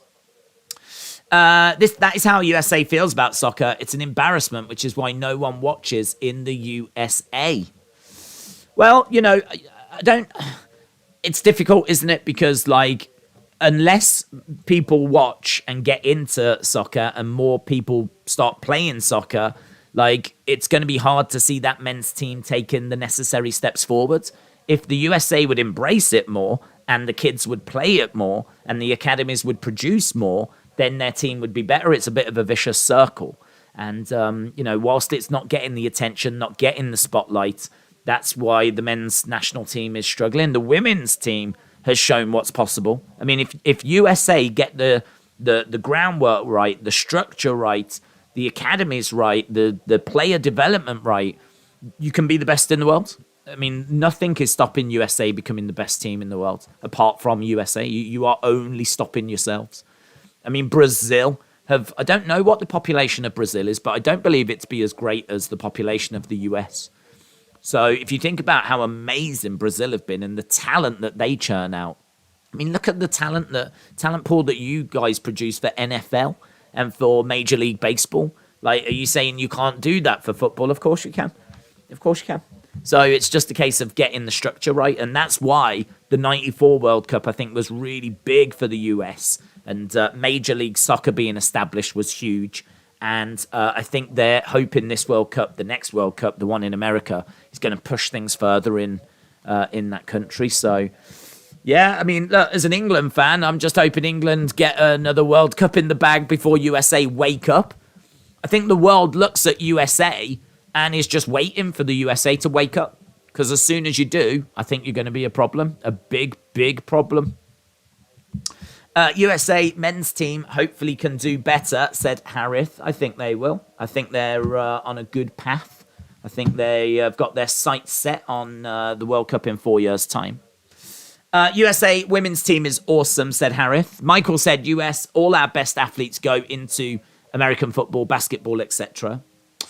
Yeah, that's where, like, you need to try and get kids when they're young, you know, give them the option of, do you want to go into American football? Do you want to go into baseball? Do you want to go into ice hockey? Do you want to go into soccer?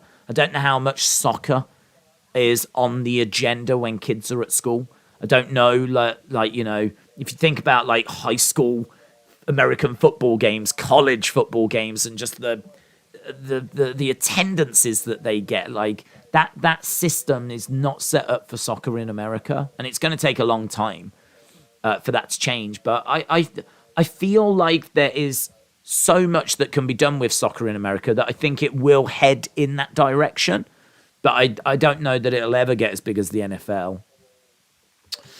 If Maguire makes a mistake against Iran, do you think he will be dropped? I think that will be a big problem for Southgate. There is no denying Southgate is keeping everything crossed. He is keeping everything crossed. He is hoping that Maguire is going to put in a performance that is going to install confidence, give him game time in his legs, set that back line. That back line was actually really good for England going into the Euros. And throughout the Euros, there was no concerns about Maguire during the Euros. And that was last summer. His game has completely fallen apart since the Euros. since the Euros, there's been a couple of England players that have absolutely fallen apart. It seems to be Maguire, it seems to be Rashford, Luke Shaw seemed to fall off a cliff as well. He was doing atrocious. There was just a few players that just seemed to absolutely crumble and fall apart after that. That Euros loss, I don't know if it was the disappointment of that Euros loss or what it was, but they just never seemed to get themselves back into form. And Maguire was one of them. And he's been in this rut now for over 12 months. So he is a concern. I think it's right that he plays. I think if you weren't going to play him in this first game, then you wouldn't have took him. Because there's no way, as we said earlier, you drop Maguire into a knockout game. There's no way you do that. Why would you do that? Why would you take Maguire, not play him against Iran, and then drop him in against France or something in a knockout game? You just wouldn't. So I think we were expecting him to play. It's not the biggest surprise. I think the biggest surprise is we've gone with the back four, because a lot of fans were expecting a back five. Ruben said, in my opinion, USA need a big result on a World Cup to push the sport up. That's true. That's very true. They do need the country to feel proud of the team. I don't know how proud they feel at the moment. I think they're proud they got to the World Cup. But if this team is going to splutter and underwhelm in the group stage, that pride will soon dissipate. So USA, in order to take that next step, need to get out of this group. It's such an interesting group. So interesting. I mean, you've got England that have got the ability to just self-destruct. You've got Iran, who are like an unknown entity, but we know that they're solid. You've got Wales returning for the first time in 60-odd years. You've got USA that are hosting the tournament next and are sleeping giants. They are undeniably sleeping giants. If they were to get their act together, if they were to invest some serious money into the game, more than they have, they could be a problem in the future. So it's such an interesting group. Niall, shout out to you. Nice to see you on a stream that's not 1 a.m. Yes. Right, hope people are excited. The giant inflatable World Cup is in the centre of the pitch. And it looks like we're making the final touches before the teams come out in about 5 minutes' time. Harry Maguire was named in the Euro 2020 team of the tournament. He was classed as one of the best centre-backs at Euro 2020. And then it has absolutely fallen off a cliff, fallen apart for him. Alex said, US like success. We are fickle, admittedly. You're not alone. That's the same anyway, mate. It's the same anyway. It doesn't matter what sport it is. You know, if England were atrocious, they would not get the support that they get either. You know, people gravitate towards, they want hope at the very least. Obviously, they want success and they want to be able to celebrate and they want that distraction. But the minimum requirement is at least give us hope. And I love England for that. I love the England team for that, because I can come into this tournament and have conversations about England getting out of the group. I can have conversations about them potentially getting past Senegal. We can have conversations about how would they do against France.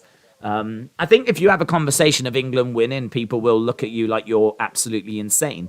But the bookies have got Argentina 6-1 to win it. They've got England 8-1. 8-1. I mean, it's really not that far behind when it comes to the odds. Brazil, I believe, are the favourites at 4-1. 4-1. So that means if you put £1 down and they win, you'd get £4 back. If you put £1 on England, you'd get £8 back. There's some countries here like Australia, 750-1. Saudi Arabia, 1,000-1. So if you put £1 or $1 on Saudi Arabia and they win the World Cup, you would get £1,000 back. If you put £5 down or $5, you'd get 5,000 back. I mean, it's crazy odds. I mean, they clearly are not winning the World Cup, but it is crazy odds. But yeah, England 8-1. I mean, it's not bad odds at all. Can't wait for tonight, says Niall. First World Cup in over 60 years. I have already got my shirt on ready. That's great. Shout out to you, Niall. I hope it goes well. David said some England fans can't get into the stadium. I did see the empty seats. I just presumed that there weren't that many England fans there, to be honest. I mean, I don't know how many England fans I was expecting. I was expecting some to be over there, but I heard on the radio earlier that a reporter was out there. He said there's loads of Iranian fans and just not that many England fans around, which I don't think is the biggest surprise in the world. You know, times are hard at the moment. This is not economically, this isn't a great time for a World Cup. But also, you know, I mean, like, people are at work. It's the middle of, like, November. If people are at, like, say, if they work in retail, it's the busiest time of year. It's probably the busiest time of year for a lot of people. So time-wise, it's a difficult time for a World Cup. And certainly economically, it's a difficult time. So I don't know. England always gets great travelling support. And I can certainly see plenty of St. George's flags in the background. But I don't think this is going to be like what we've seen from previous World Cups where there's the majority of the stadium is England fans. I think some people in Qatar have been hired to act as fans. I've heard that, yeah. I've heard that allegation. I know the Qatari government have said it's not true. I don't know clearly what the truth is, but I don't know. I have no idea. I don't know if they have or if they haven't. I also would say is if they have, then, well, hopefully it adds to the atmosphere. It might be fake support, but it might at least make it a bit more enjoyable for us watching at home, so... 95,000 British tickets bought for the World Cup, so maybe 15, 20,000. Oh, really? That's more than I was expecting. Dow Cassian, shout out to you. Cal said it's not that, it's the human rights stuff. Oh, yeah, that's definitely playing a part as well. You are right. To be honest, I think it is a combination of things. I think there is a lot going on with this World Cup. But yeah, I agree. Yeah, the human rights stuff is, of course, going to be playing a part. Hope you're well, Cal. Shout out to you. Dalcassian, appreciate the support. Get your thoughts in then, guys. We are 8 minutes away. 8 minutes away. What do you think the score is going to be? Jump into the chat. Get in your predictions. What do you think the score is going to be? I am going to say 1-0 England. 1-0 England is my prediction. Don't feel brilliant. I think this is going to be nervy. I think England always start nervy. England are not a country known for going out there and smashing teams 4-5-0. They do have the ability to do it. I think if they're going to do that, then they're going to need to get an early goal. Harry Kane is there. Iran is just not a team that gets smashed like that as well, though, you know. They're not a team that gets smashed like that. They beat Uruguay. They drew 1-1 with Senegal. So this is going to be a challenge. Hawkins said 3-1. Rage Kid thinks 3-0. Bezad said English people are wishing that England win this match. I heard that, Bezad. Apparently they see their national team as being a reflection of the government. I feel really sorry for the Iranian team that the some Iranian fans feel that way. I wish I wish Iran the best, the Iranian football team, because it's not their fault. I think the words of their captain was fantastic. That were him coming out and saying what he said. So I wish them the best. I just wish England better. But yeah, no shade on the Iranian football team at all. So hopefully we have a great game played in a great spirit and something that will excite the world. Something that's going to be a bit more exciting than what we saw last night. First half was good last night. Second half was a bit flat, but both teams are making their way out at the World Cup. Here we go. They've coming out with kids. England have got blue jackets on. Look all right. I've seen nicer jackets, but they look all right. We've got big banners on the pitch. The Union, it's not the Union, it's the St. George's Cross, the Iranian flag. Big inflatable World Cup in the background as well as both teams line up. Tarek said England will win this 3-0. Moldy says 2-0 England. Shakeem says 2-1. Fatma says all Iranian people are hoping England win. That's such a shame. It is such a shame. I mean, I obviously hope England win, but it's a shame. It's just such a shame that it's come to that. It shouldn't be that way. Time for football, says David. Players are coming out. Edward says 2-1 to Iran. Smokey says 2-1 to Iran. I was just looking to see if there was any Iran predictions. Cal thinks 4-0. Tall Paul says 3-0. MHP Max says 2-1 Iran. Iran team don't follow Iranian people, says Bazad. Well, their captain came out and said some great words that I think has been applauded. From what I was listening to an interview with an Iranian sports journalist who said that a lot of the people feel that the Iranian team represent the government. I mean, certainly I feel like you can tell me better than what I just, learned from that one interview. But I have heard that. I have heard that a lot of Iranian people are not behind this team. And that's such a shame. I mean, that is not what this is about. It's not what this is about. Chips is so small in between Stones and Maguire. It's time. It's weird hearing God Save the King, said David. That's true. It is weird hearing that. 3-0 says Charlie. Yeah, Bazad, feel free to let us know. Fill us in if you've got any more information on that. Good luck, England, from the Philippines. Rye14, shout out to you. Dow Cassian said it's going to be a Kane and Bale masterclass. It's time. Come on, boys. Come on, the boys. Need to get this result, man. If England slip up here, this is going to blow this group wide open. And I don't think anyone, apart from the Iranian, well, some Iranian fans, are going to want that. USA are going to want England to win this. I think. Wales fans might begrudgingly want England to win this because if Iran wins this, 4 teams are live in this group then. 4 teams. Because England are going to be even more dangerous in the next game. England will be fighting for their lives against USA if they lose this. If England lose this, they cannot lose against USA in that second game.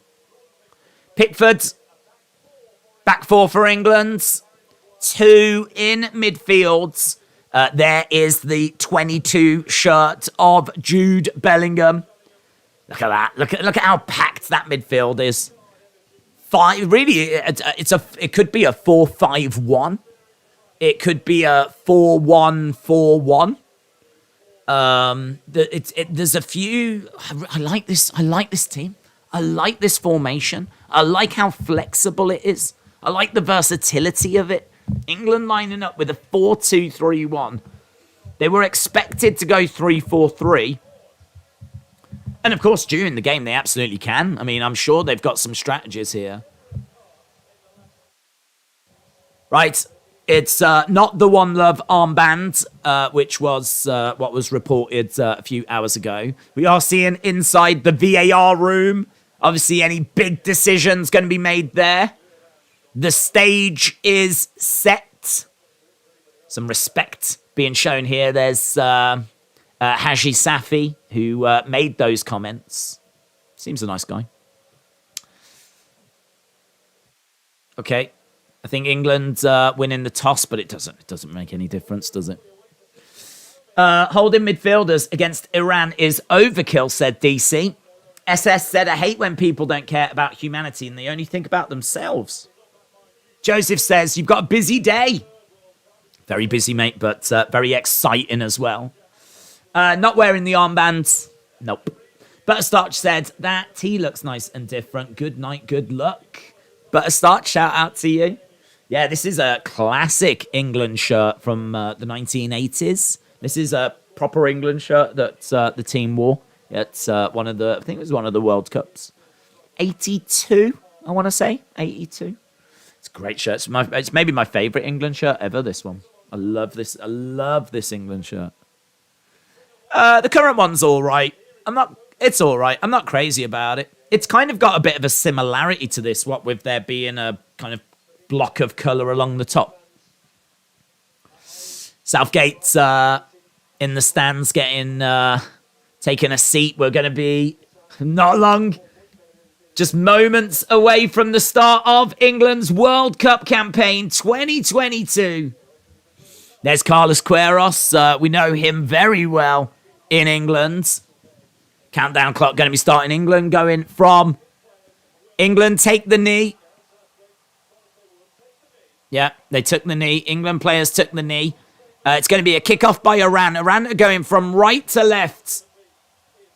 And we are underway. The World Cup has begun for England and Iran. The second game of the 2022 World Cup. England have got the ball and playing it over to the left-hand side. So England passing it around in their defence. They're in their own half at the moment. Ball coming into Stones. Stones bringing it forward, playing it into Bellingham. Bellingham knocking it back. England in their own half into Declan Rice. Declan Rice spraying it over to the left-hand side. Goes back to the defence. England are a very possession-based team. They will be quite happy just playing it around the defence, probing, trying to find a way forwards. You can already see Iran sitting very deep. England easily getting past the halfway line. As soon as they get past that halfway line, though, Iranian players are closing English players down. So Iran know, like they know where they're going to draw the line. Tackle made.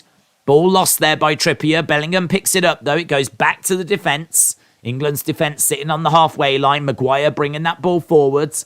He very much needs to get minutes into his legs.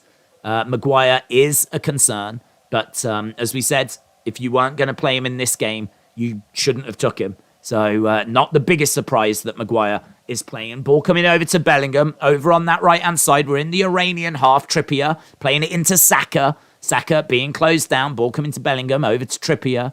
Trippier back to Bellingham. Bellingham forward to Saka. Back to Bellingham. Over to Stones. Stones to Maguire. Playing it around the halfway line at the moment. Ball coming back to Stones. England keeping possession. Playing it forward to Bellingham. At the moment, they're just being kept around the halfway line. It's a lovely ball forward to Trippier. Trippier into the centre. Oh, edge of the area. Bellingham gets the ball, plays it across. That was a lovely ball. It was that long ball that just unlocked the defence momentarily. Ball goes out. It's going to be a corner. England corner. 3 minutes into the game. Lovely ball. Lovely ball forward. Straight into Trippier. Trippier getting a cross in. That cross was dealt with by Iran. But Trippier going over. Let's go England, said Nidula. Bananas and grapes, shout out to you. DC said this is going to be comfortable for England. I don't feel that. I don't feel comfortable. Let's get the stats up on screen so that you lot can see how this game is going. There we go. Ball possession, 95. Ball in the middle, sails over everyone's head. England not happy there. Bit of pushing and shoving. Will VAR take a look? Goalkeeper, referee not interested. Harry Maguire is protesting. Yeah, he's got his arms all over Harry Maguire. Look at his arms all over him.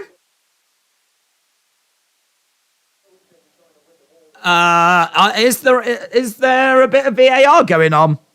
There's clearly a conversation being had. There's clearly a conversation. There's a couple of England players going down. Look at that. He's got his arms all around. I would say that Maguire has also got his arm around the shoulder of the Iranian player. Yeah, Southgate's interested in it. Southgate's interested in it. I don't think anything's being given there. I don't think anything's been given. So apparently it was looked at, but nothing given. I mean, the only thing I would say is that Maguire had his arms around the Iranian player as well. So maybe they just thought it was 6 of one, half a dozen of another. But no doubt the Iranian player had Maguire in a flipping bear hug. That was definitely a penalty, I think, said Daz. EAUFC CAF creator says, we want VAR. Bahamas says, heading to work, but good luck. Bahamas, shout out to you. Ball being played forward there by Iran, going straight out of play. That's a big talking point there. England feeling that they have been denied a penalty. Ball coming to Trippier, but they'll get some confidence from that. Here's Maguire. Maguire on the ball, playing it out to Shaw. Shaw, good work there by Shaw. Iran committing a few more players a bit further forwards. than what we've been seeing. England have been finding it really easy to get into Iran's half. Not quite as easy at the moment, as Iran seem to have come out a little bit deeper, putting a bit of pressure on that back line now. Iran dropping back. England have got the ball in their defence at the moment. We've already seen a big talking point in this game. Lovely ball being played forwards. Potential penalty from the corner, but nothing given. England looking to reset, rebuild. England, a patient team when needed. Won't be bullied or harassed into doing anything they don't want to do. They'll play this game at their pace. Look for the openings. Can be a bit pedestrian at times, but it's worked for England. Ball being played forward into Saka. Saka dropping the ball back to Rice. Saka under pressure. Again, love Bellingham. Head up. Ball down that left-hand side. Here's Luke Shaw. Whips it into the middle. In towards Saka. Edge of the area. Picked up by Trippier. But goes all the way back to the halfway line. And in towards Bellingham. Bellingham is a midfielder who, when he gets the ball, has his head up. And he is looking for that forward pass. He tries to progress the ball. Saka harassing the Iranian player here. Saka trying to get the ball, but the ball is kicked out by Iran. It's going to be an England throw. England throw. Evo, shout out to you. I'm here all day for the World Cup, says Evo. I hope you enjoy it, man. DC said, this is already a training exercise. Diana said, I'm from the future and it's 0-0 and it's coming home. Well, 0-0 at the moment, 7 minutes gone. And England struggling to find ways through this Iranian team. They've tried a couple of things that have looked good, though. There's definitely lovely work by Saka. Saka just trying to take on maybe one too many players, but referee says that there was a foul in there. Saka also looking to drive forwards. Really impressed there by Saka. Think he probably could have passed it, but tries to take on one too many players, but thankfully there's a foul given. Bellingham, head up, trying to go forward. Saka, head up, trying to go forward. Some encouraging signs already here. Quick free kick taken in towards Harry Kane. Kane floats it up, back post! And in towards the side net there by Maguire. Maguire trying to wrap his leg around it. Got, I think, a collision here. I think the Iranian defender has collided with the Iranian goalkeeper. We're just having a look. That was taken quick down the line into Harry Kane. Kane floats. It's a lovely ball. Maguire, golden opportunity. Maguire's better with his head from corners. It's not really Maguire that you want at the back post, trying to wrap his foot around the ball. Unfortunately, look, it evades Sterling. And it gets put into the side net. 8 minutes gone. England creating chances. Yeah, that's nasty, man. Head collision there. Goalkeeper gets a hand to it. And then as he comes down, that Majid. Ugh, it's a nasty collision. Nasty collision. Is this the Super Bowl of soccer? The World Cup is. Yes, the World Cup is. The Super Bowl would be the final. This is the second game of the World Cup, the group stages, but means a lot to people here in England. Goalkeeper is still down. DC said they'll run it off. Get up, lads. Come on, England, said Nidula. We're seeing Carlos Queiroz looking a little bit concerned. So goalkeeper down, and obviously there'll be as much time needed for this. Anything to do with a head injury. I think there's a bit of blood, you know. A bit of blood here. I think the Iranian goalkeeper has got blood on his hand. They're trying to stop the bleeding. Obviously not great. Not what you want to see at all. How many games? About 3. What, today? There's 3 today. There's 64 games in the World Cup. All leading towards the final. Just seeing a replay here. Look, ball whipped in. Keeper gets his hand on it and bang. It's a horrific collision. It's a horrible collision. I mean, he is mid-air when he collides. I mean, the defender isn't looking. The defender doesn't see the keeper. They both collide into each other. Yeah, not pretty at all. The Iranian fans waving on screen. It's been a much better start by England in this game than Iran, but not too much to shout about, to be honest.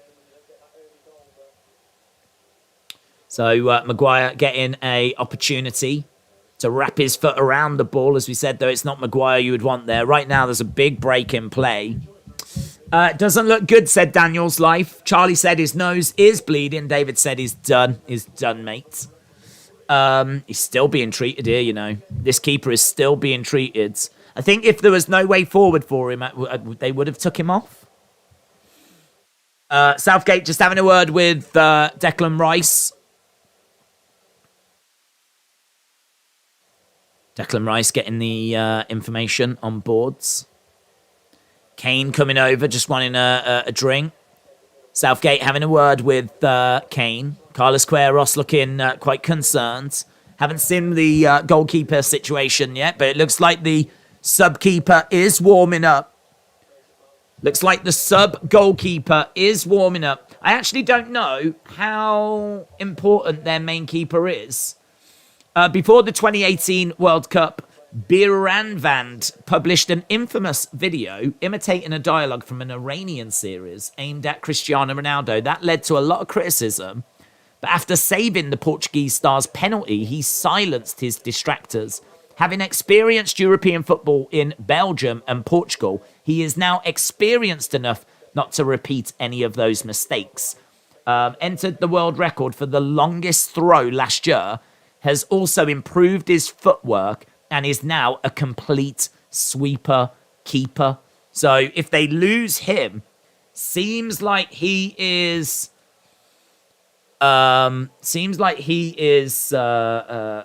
firmly established as their number one. We're just seeing shots of the crowd at the moment. This situation has been going on for about 4 minutes or so. And he's still down. They need to make a decision. I mean, they're going to give him as much time as they need. But I don't know who their sub-keeper is. Certainly doesn't look like they've got anyone that can replicate what this guy can do. That is a lot of blood. That is a lot of blood. They've got 4 keepers in their squad, says Torpal. I'm going to change my score to 11-0 if a sub-keeper comes on, said Hawkins Jr. We all know how this is going to end. Deanna said 90 minutes times 64 games. You have to cover 5,760 minutes. How will you do it? Well, first of all, we're not doing all 64 games, but we are doing 40-odd games. So it's not as bad as that. But, yeah, we're doing 40-odd watch-alongs throughout the World Cup. And very, very excited about it. It is not a chore at all. It is not a problem. This is a festival of football. This is something to be excited about. I might be feeling it by the time we get to Raws and SmackDowns, but we're still doing them. We're still doing videos. You know, if Bray Wyatt's going to be doing anything funky, then we'll still be talking about it. But all of these streams are just additional to the channel. And I can tell you the goalkeeper is on his feet. They're just checking. He's saying he's all right to the bench. That is true. They're saying it's not his call. He's saying he's all right. He's going to change his shirt. They've got him a new shirt. So it looks like they are going to be sticking with this guy. I don't know how the defender is. The defender cracked his head as well. He seems to be okay. They're saying it's the responsibility of the medical team. They're going to make him change his shorts as well.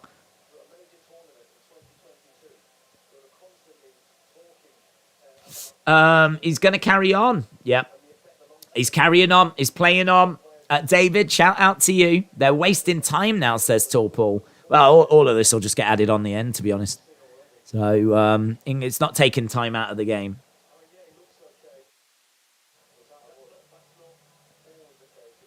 They're saying he looks all right, but, I mean, he's never going to want to go off, is he? He's never going to want to leave the pitch. But, listen, he's a grown man. If he wants to carry on, then...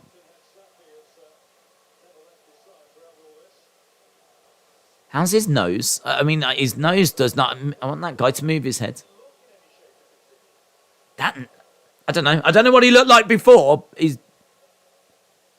His nose is... I don't know if that, like, bulge in his nose was there before. There's blood that's pouring down. It's got, like, cotton buds stuffed up there and whatever. Takes a deep breath. It was a horrific clash. Yeah, the Iranian supporters are making noise. We're going to get back underway. So it's been about 7 minutes or so. They're saying that he shouldn't be on the pitch right now. The commentary team are very clear about how they feel about this.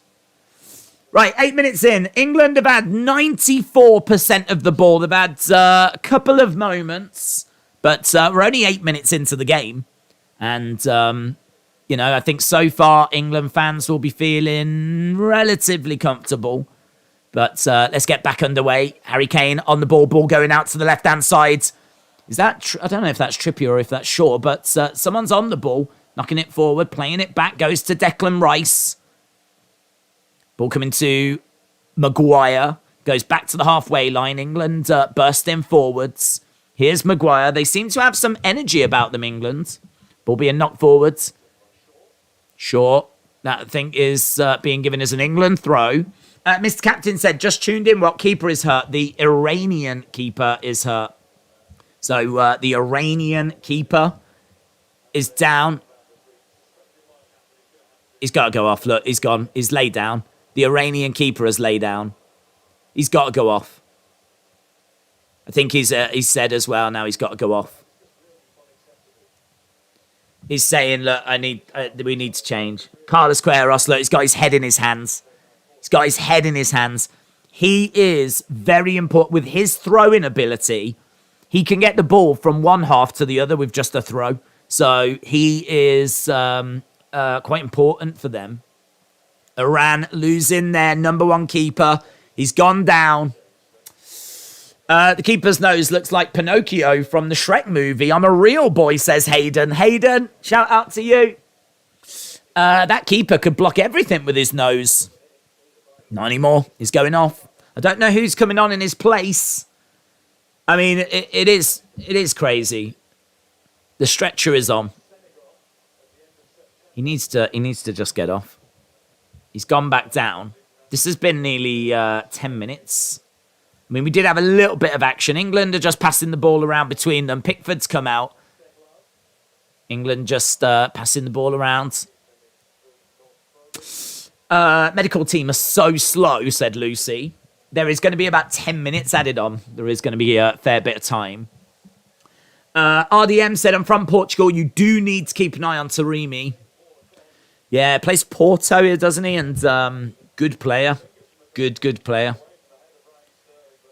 Just seeing this keeper being given a little kiss on the forehead. He's gone on the stretcher as well.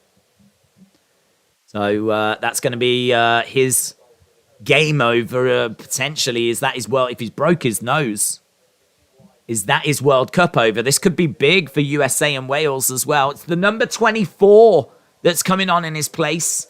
Number 24, Hosseini. Hosseini, he is an experienced captain. Helped his team, Estelal, don't know who they are, win their domestic league. Performances against Senegal in Iran's friendly show that he can be a rival to the number one. Hosseini was a right midfielder at the start of his football journey, but the coach convinced him goalkeeping was a better position for him. Tore up contract arguments, finding John Kerr, blah, blah, blah. Nothing is impossible for such a vigilant boy.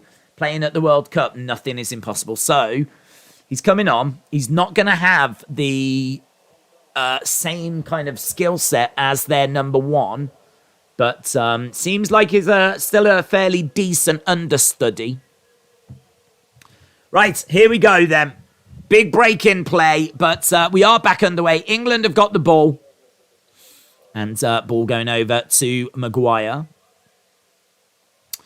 Our guys in the US just play through broken noses, says Michael. James, shout out to you. Said, big fan what you're doing, but love the fact you are doing the football streams. I really appreciate that. I appreciate that because I am fully aware these don't fit very well on a wrestling channel. But we did the Euros. Love the World Cup. It's my favourite tournament. And yeah, can't wait, man. 3 games today, so appreciate it, James. Iran on the ball, trying to break forward. Ball into the middle. England mopping it up. Good. Getting it to Trippier. Trippier getting it back to Pickford. Iran kind of coming out a little bit more. Seemingly settling into the game a bit more. England won't mind Iran coming out. Saka getting back. England getting numbers back. Iran looking to enjoy a bit of ball in England's half. Trippier. We've got a couple of players there. Bellingham's there. Ball goes out of play. No way forward for Iran. 20 minutes gone in the game, but of course, that's not the whole story at all. There's at least 8 to 10 minutes that will get added on here. Bellingham winning the ball back. That's going to be a free kick to Iran, though, and it's right deep in England's half. Really deep in England's half. Boss, UFC, boxing, wrestling, Olympics, all the events definitely stick. Vocabulary, the word economy is best for days. LDTV, shout out to you. I can only imagine you are reporting live from Qatar. I'm Iranian, but England will win this for sure, says McCann. Well, I don't know, dude. Iran are a good side. Beat Uruguay, drew with Senegal. They're a good team. We are not underestimating Iran at all. And it's a tricky little set piece here. So Iran have got a free kick. England have got a 2-man wall, but there's a massive gap in the middle of it. Goes round the wall. England get it clear. There's still plenty of players in the box, though. Cross comes in, goes to the back post, goes over everyone's head. Iran are probing. Saka, good work by Saka. Saka gets the ball, tries to come forward. Tackle made by Iran. It's going to be a throw in to England. England with a throw in on that near line. Still in their own half, though, at the moment. Trippier throwing the ball in. Oof. Oh, I thought I was going to bounce off Declan Rice there, but it did make its way through to John Stones. There's Luke Shaw. Shaw's got options in front of him. Comes to Sterling. Comes back to Shaw. England just resetting again. Losing the ball and having to weather a little bit of a storm there as Iran had a free kick. Ball coming to Stones. Stones back to Maguire. Maguire over to Shaw. Down the line. Being chased after, but England give the ball away. Couldn't get on the end of that pass. Ball up in the air, headed forward by Maguire. It's a little knock there as an England player goes down. Looks like it's going to be an England free kick just inside Iran's half. Ahmad being spoken to by the referee. I think Ahmad was a bit upset, actually. But it was Mason Mount that was pushed. And free kick given. England have got the ball again around the halfway line. Knocking it forward. Good ball. Into the middle. That finds Saka. Knocked back. Luke Shaw. Going to look to whip the ball in. Into the middle. Bellingham's there. And it goes straight out of play. Oh, bananas and grapes. Shout out to you. There's some intensity there by England. England finally progressing the ball forwards. It's going to be like this. It's going to be nervy. It's going to be close. It's going to be frustrating. England playing a back four, trying to commit players forwards. English players trying to find forward balls. But England also not being bullied or harassed or rushed into anything. Going back to Pickford. Pickford in towards Stones. Ball back to Pickford. Pickford launching the ball forward. Gets over the halfway line. England player goes down. England player goes down. Don't know what that's for. Oh, offside. Offside flag was up, so England were offside anyway. So it's going to be a free kick to Iran in their own half. Days, my first time hearing you call soccer. You're doing better than even with the UFC event, says Michael. That's kind, Michael. I really appreciate it, dude. Oh, what's going on there? But there's a collision. There's a yellow card to the Iranian player. The Iranian player deep in England's half, was chasing after the ball, but he clatters into Luke Shaw. It's number 7 that gets the booking. So that's one of their strikers. Look at that. Stands right on the ankle of Luke Shaw. Right on the ankle. That deserved a yellow. England are on the ball again. In their own half. Declan Rice has got the ball. Sprays it over to the right-hand side. Trippier playing it forward. There's a trip. An England player goes down. Mason Mount being tripped over there as he was trying to turn. England were putting a nice little spell together there. Free kick to England. This allows Iran to just regroup. England's fairly dangerous from set pieces. Playing it down the line. That's nice in towards Kane. Just couldn't get past that defender. If it had just got past that defender, Harry Kane was in. Going down the left-hand side for Iran, down the near touchline. An Iranian player goes down. They're saying that it's going to be a throw-in. Taremi went down. Throw-in to England. Goes back to England's defence. 25 minutes gone, but of course that's more like 15.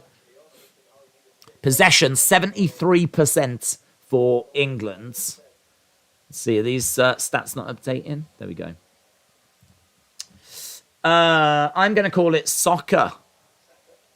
Half of you are probably laughing at me, says Michael. I don't care what you call it, mate. It's called soccer in America. Saka on the ball, trying to find a way forward, but he can't get through that congestion of players. And Iran get a free kick. Free kick, says Charlie. It is. England look to be on Iran's level, says David. Well, I would say England are looking the better side here. I think Iran are a difficult team to beat. We've been saying this. It does look frustrating, and it does look hard work for England. And that's because Iran are a well-organised team. England have had chances. There's still only been about 15 minutes gone in the game. The early goal that we were hoping England were going to get has not shown itself. Here's England, though, on the ball, down the middle, in towards Harry Kane. Bit of space in the middle. Lovely ball to Saka. Saka, edge of the area, takes a shot, and the keeper makes a save. So England get a shot on target. Shot on target there by Saka, but it was very weak. Don't think that was going to trouble the keeper too much at all, and he easily gathers it up. But at least England getting testing the keeper, getting a shot on target, keeper getting behind it. Ball being played into the middle. Saka's looking very lively in this game. Saka is looking very lively. Saka at the Euros kind of stuck out wide. He would get the ball and he would just take on players. What we're seeing from Saka here is he's coming into the middle more. He's linking up a lot more. We're seeing him play a more complete game than what we saw from him at the Euros. I mean, tries to get the ball, tries to turn. There's a foul on Saka. Saka goes down. And free kick to England. Legend Killer, shout out to you. Dort Knight said, I'm glad we've got players like Bellingham and Saka playing, willing to try and take on players. Yes. Yes, we need those players. Saka, head up. Bellingham, head up. Trippier and Shaw as well are doing well. Maguire on the ball. England, not really been tested. So we can't really make much of a decision or a call on the defence. But Iran have been in England's half. They did get that free kick. England did have to deal with a few things. Right now, Stones on the ball. Iran coming out, putting a bit of pressure on Trippier. Ball goes back to Pickford, though. Patience. Ball going over to that left-hand side. England keeping the ball. Shaw into Rice. Rice into Stones. Stones down the line to Trippier. Trippier had a bit of space. Knocks it forward into Saka. Saka chasing onto it. Saka has got the defender with him. He knocks it back to Trippier. Trippier trying to get it out from under his feet. They're playing it between themselves in the middle. That's a great ball. Great balls by England. Saka in the middle. Oh! Played into Mason Mount. Mason Mount puts it the wrong side of the post. Oh, that was a great build-up play. Lovely work. Saka knocking it to Trippier. Trippier into the middle, into Bellingham. Look at that ball by Bellingham. Look at that ball. Bellingham knocking it, squaring it in towards Saka. Saka whipping the cross across and in towards Mason Mount. Mason Mount putting it on the outside of the post rather than the inside of the post. But that is England's best build-up play so far, and shows some of the vision that England has. Lovely link-up play. Adrian said, I thought that was in. That was a good setup, says Michael. Close. Shaw and Trips always showing up for England, says David. Yeah, they've both looked very good down either side. Trippier looking really, really good. Trippier linking up with Saka very well, spraying the ball forward. Bellingham has not been penalised. He's done well there, Bellingham. Bellingham doing well. England to break him. England trying to get numbers forward, but Iran have got numbers back. Yeah, ball being played over to the back post to Trippier. Knocks it in first time. Into the middle. There's no one in there. Bouncing around. Bellingham. Oh, I thought he was going to crack it. I thought he was just going to have a shot. Trippier into Sterling. Sterling. And gets a corner. Money Mason is playing like Bitcoin Mason, says David. Let's go England, says Hayden. Look at that. So great work there by Sterling. Sterling nutmegging the Iranian defender. The second Iranian defender knocks the ball out. It's going to be a corner to England. Some nice work in the past 5 minutes or so by England. England just turning it up a touch. They need to keep this intensity. They could really do with getting something from this passage of play.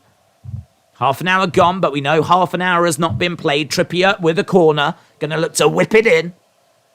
Referee coming in, not happy with where that is. Referee also having a word with the Iranian defender. We know these Iranian defenders are quite happy to wrap their arms around English players.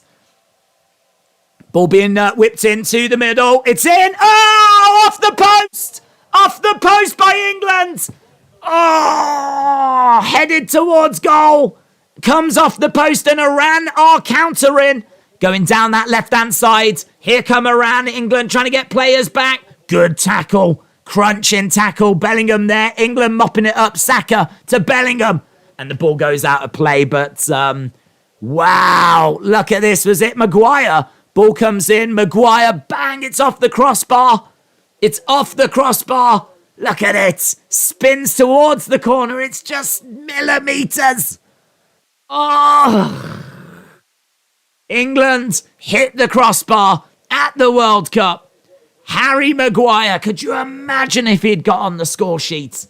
Could you imagine the confidence that would have given him? Look at that. You should be able to see the image of the goal. Ball is whipped in. Ball hits the crossbar. Heartbreak for England. Heartbreak for England. But encouragement as well. Slabby has hit the post, said David. Come on, England, said Ultra Mega Boys. Come on, England, says Hayden. Daniel's Live said, honestly, England are doing well. Samir, shout out to you. I don't know what you've said, but shout out to you. I hope you're enjoying the game. Iran doing all right, holding their own. Half an hour gone, it's still 0-0. England are looking, though. England expects. England are probing. Down the line, Saka chasing after it. Iran on the ball. And gets given away to Bellingham. Bellingham picks it up. Bellingham deep in the Iranian half. Gets knocked back to Trippier. Goes back to the halfway line. England again resetting. England being patient, looking for those openings. Here's Shaw. So England going down that right-hand side. There's been a fair bit of success down that right-hand side with Saka and Trippier. They've both looked very good. Here's Stones. We're not seeing... Bellingham is doing... he's getting forward. Look, he's right on the edge of the area. Bellingham is up there. Into Bellingham! Jude does it! Jude scores! Jude Bellingham of Starbridge gets the goal, breaks the deadlock. Jude does it. It's 1-0 England. It's 1-0 England. Just as we said that Jude was getting forward. Just as we said that Bellingham was not sitting back. He was on the edge of the area. The cross comes in. Bellingham is there. And it's 1-0 England. It's 1-0 England. This is Jude Bellingham's world. This is Jude Bellingham's World Cup. And he scores England's first goal. And that is a big breakthrough for England. It's a big breakthrough. Look at that. Oh, I could watch that all day, twice on Sunday. Just dips, just dips, just dips. Right into the middle, spins away. Dips just under the bar. Moments after Maguire had cracked his header against the crossbar. Jude gets it in, and it is 1-0 to England. That's a big moment in the game. Big, big moment. There was concern, I was concerned, that England were going to struggle to break Iran down. And Jude gets the goal, breaks the deadlock, and England can breathe a little easier, but this game is far from done. Far from done. The assist is Luke Shaw. So Bellingham in the 35th minute. Ball being played forward again. England trying to keep it in play, but it goes out. Oh, my God. Oh, my God. England. Look at this from Shaw. Look at this from Shaw. Whipping the ball in. Jude Bellingham. Beautiful. Hey, Jude, said Harith. Hey, Jude.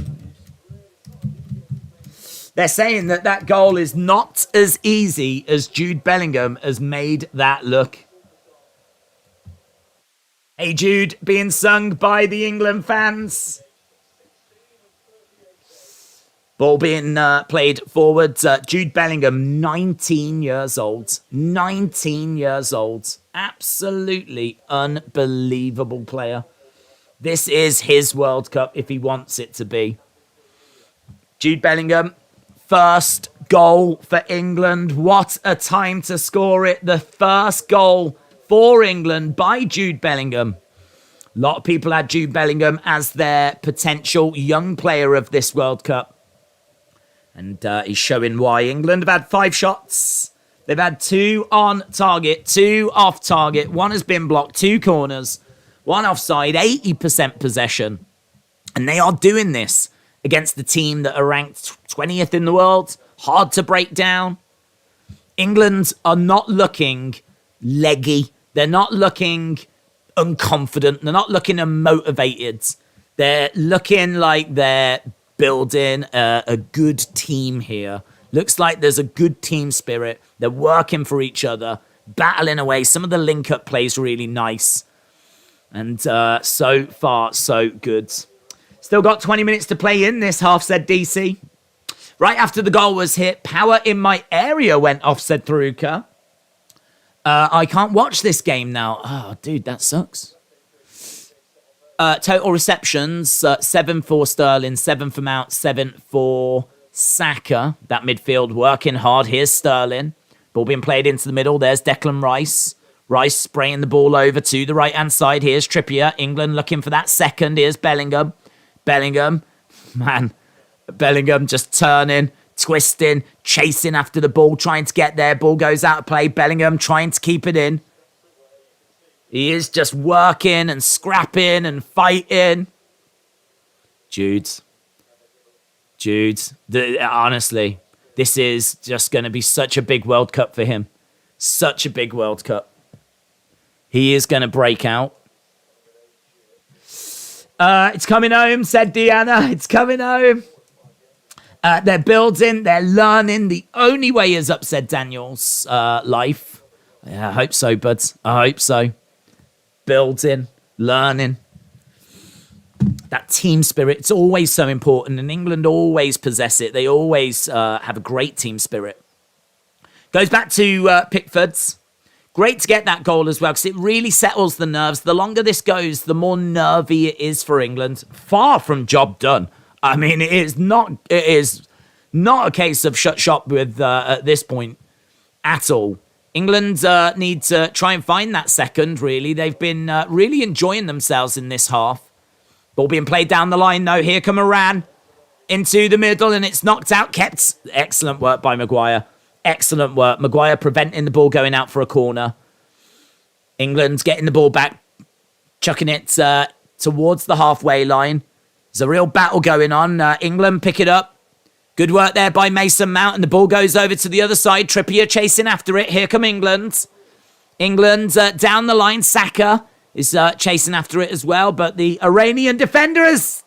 I thought the Iranian defender had really messed that up then. Saka thought he was in, but sadly it's deemed a foul.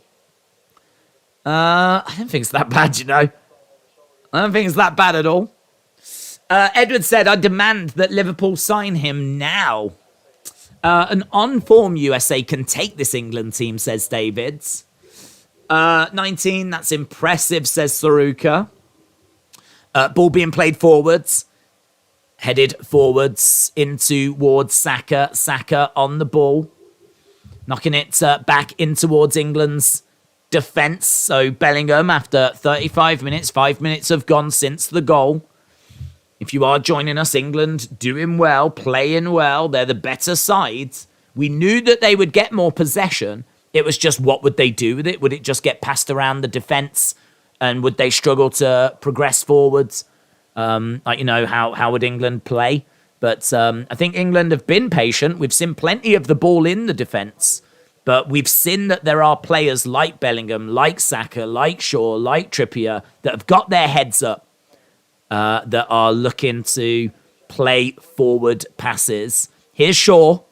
These fullbacks so important for England. I think you've seen Shaw and Trippier, just how much they bring to this team. Obviously, Declan Rice sitting deep, but love the fact that Bellingham has been given that freedom to get forwards. Bellingham showing how important he is by getting the goal. Ball coming over to the left-hand side. England in Iran's half. There's Sterling. Bit quiet from Sterling. Haven't seen much from Sterling, to be honest. Harry Kane coming back, linking up well. Ball going over to the right-hand side. Being passed around by England. England keeping patient. They're still looking. Ball going over to Shaw. Shaw chesting it down, but Iran have got the ball, playing it down the line. Picked up by England. Excellent work. In towards Sterling. And that goes out for a corner. Iran being put under pressure. That defence is being asked questions. And sometimes they're not quite finding the answers. Crossover Boxing says Liverpool are not paying 130 million for Bellingham. Well, someone's going to have to. And to be honest, that is going to be his price, isn't it? I mean, if you can go through a list of players that cost like 80, 100 million. Harry Maguire was 80 odd million. Like Jude Bellingham is going to be over 100 million. Ball being whipped into the middle. Headed down. Sterling! Oh! And Saka gets it. Saka scores. Controls the ball. It's a lovely finish. It's a lovely finish. The Three Lions are up and running. The Iranian players are not happy. There are complaints. So they're not happy with the Harry Maguire challenge. Saka in the centre, smashing it home. But let's have a look. Let's see what the complaints are about. So ball is in from the corner, headed back in. Saka smacks it. It's a beautiful finish. It's rifled right into the top corner. Look at that. That is a beauty. That is an absolute beautiful finish. That is great. I can't see what they're protesting about. I really can't see what they're upset about. There's something to do with Harry Maguire, but Bukayo Saka gets the goal. Don't know who they're going to give the assist to. Obviously, I'm still a bit worried about VAR. Little bit worried about VAR here, but we're just having a look at a few replays. I can't see anything wrong. Undercover Manager said that is some finish. Let's have a look. Yeah, the goal's being given. The goal is being given. So the Iranian players are still not happy. 43rd minute. We know there's going to be extra time here. This is dreamland for England. This is absolute dreamland to start this World Cup with 3 points and a convincing win. Maguire looking good, looking solid. This is ticking so many boxes for England. The hype around England, the excitement around England is going to grow after this result. Even if it ends 2-0, if they can just maintain this, it will mean so much. So much. Michael said, I didn't see anything there to take it away. Brian said, the mic does cut out. Oh, I don't think it's the mic. Then I changed the mic. I changed it. Ball being played forwards. Coming towards Kane. Kane trying to whip it in the middle. Oh, there's a third. There's a third. It's Sterling. Raheem Sterling gets a third and Iran absolutely capitulating. They are absolutely rolling in the goals. Iran's defense has absolutely buckled. This Iranian team, so well disciplined, finds itself 3 goals down now. Look at this. Jude Bellingham picks up the ball, drives forwards, knocks it towards Kane. Kane, look, there's so many numbers back. Kane manages to wrap his leg around in towards Sterling. And Sterling slots it home. Unbelievable. Wipe your eyes, England fans, because this is actually happening. This is actually happening. This is incredible from England. This is incredible. Of course, we have to remember that Iran have lost their keeper. Have to remember that happened. But Sterling putting it home after 45 minutes. Wow. Wow. Never in my wildest dreams. Never in my wildest dreams did I expect this. Never. Never, ever, ever did I expect this. How much did the injury to the goalkeeper affect this? How much has that affected things? Raheem Sterling, largely quiet in this first half. Always in the right place at the right time when needed, though. And 3-0 England. There's 14 added minutes. 14 added minutes. 3 goals in 10 minutes. It's unbelievable. I like the immediate press after the second and the third, said David. Number of goals will help with the next round as well, says Michael. Hawkins said, maybe my joke prediction of 11-0 will come true. David said, this is going to be 7-0. Do you know what? I just think Iran are shell-shocked. I think that they were doing well at the start. I think the injury to the keeper has affected things. I think England are just bubbling. Trippier trying to get after the ball. That goes out of play. That should be a corner to England. I think it is going to be a corner. Referee points towards the corner. All of a sudden, those Nation League performances for England seem so long ago. So long ago. All of that concern about England and how they had a bad summer. I mean, is there a better tonic than to beat the 20th best team in the world 3-0? A very tricky first game. A game that England traditionally are very slow at starting at. Bellingham just looks a revelation in midfield. On the ball right now. Maguire with an assist as well. That should give him bags of confidence. Look at that chip ball. Saka just looking like the problem that we know that he can be. Trippier doing amazing. Shaw doing amazing. It's just incredible. Iran doesn't want them to go home, chant. 5-1 prediction, said Ricardo. This is going to be a cricket score with 14 minutes of injury time, said Mojo Riley. Star-struck and in awe of England. England have turned up, man. They've turned up. And what's great as well is they're putting in this performance with little to no training time. You know, as soon as we get past this game, then we've got, you know, a good few days to get ready for USA on Friday. I don't know that USA are going to be looking at this necessarily too concerned. I do think that the injury to their keeper has played a part here. But England are looking quite fresh. They're looking fresh. They're looking lively. They're chasing down balls. They're not looking leggy. They're not looking tired. There's no sign of the heat affecting England. If it sounds like I'm swooning, it's because that's exactly what I'm doing. This is not what England do in their first games. In their first game at a major tournament, they struggle. That's what England do. They struggle. They do not go out and blow away teams 3-0.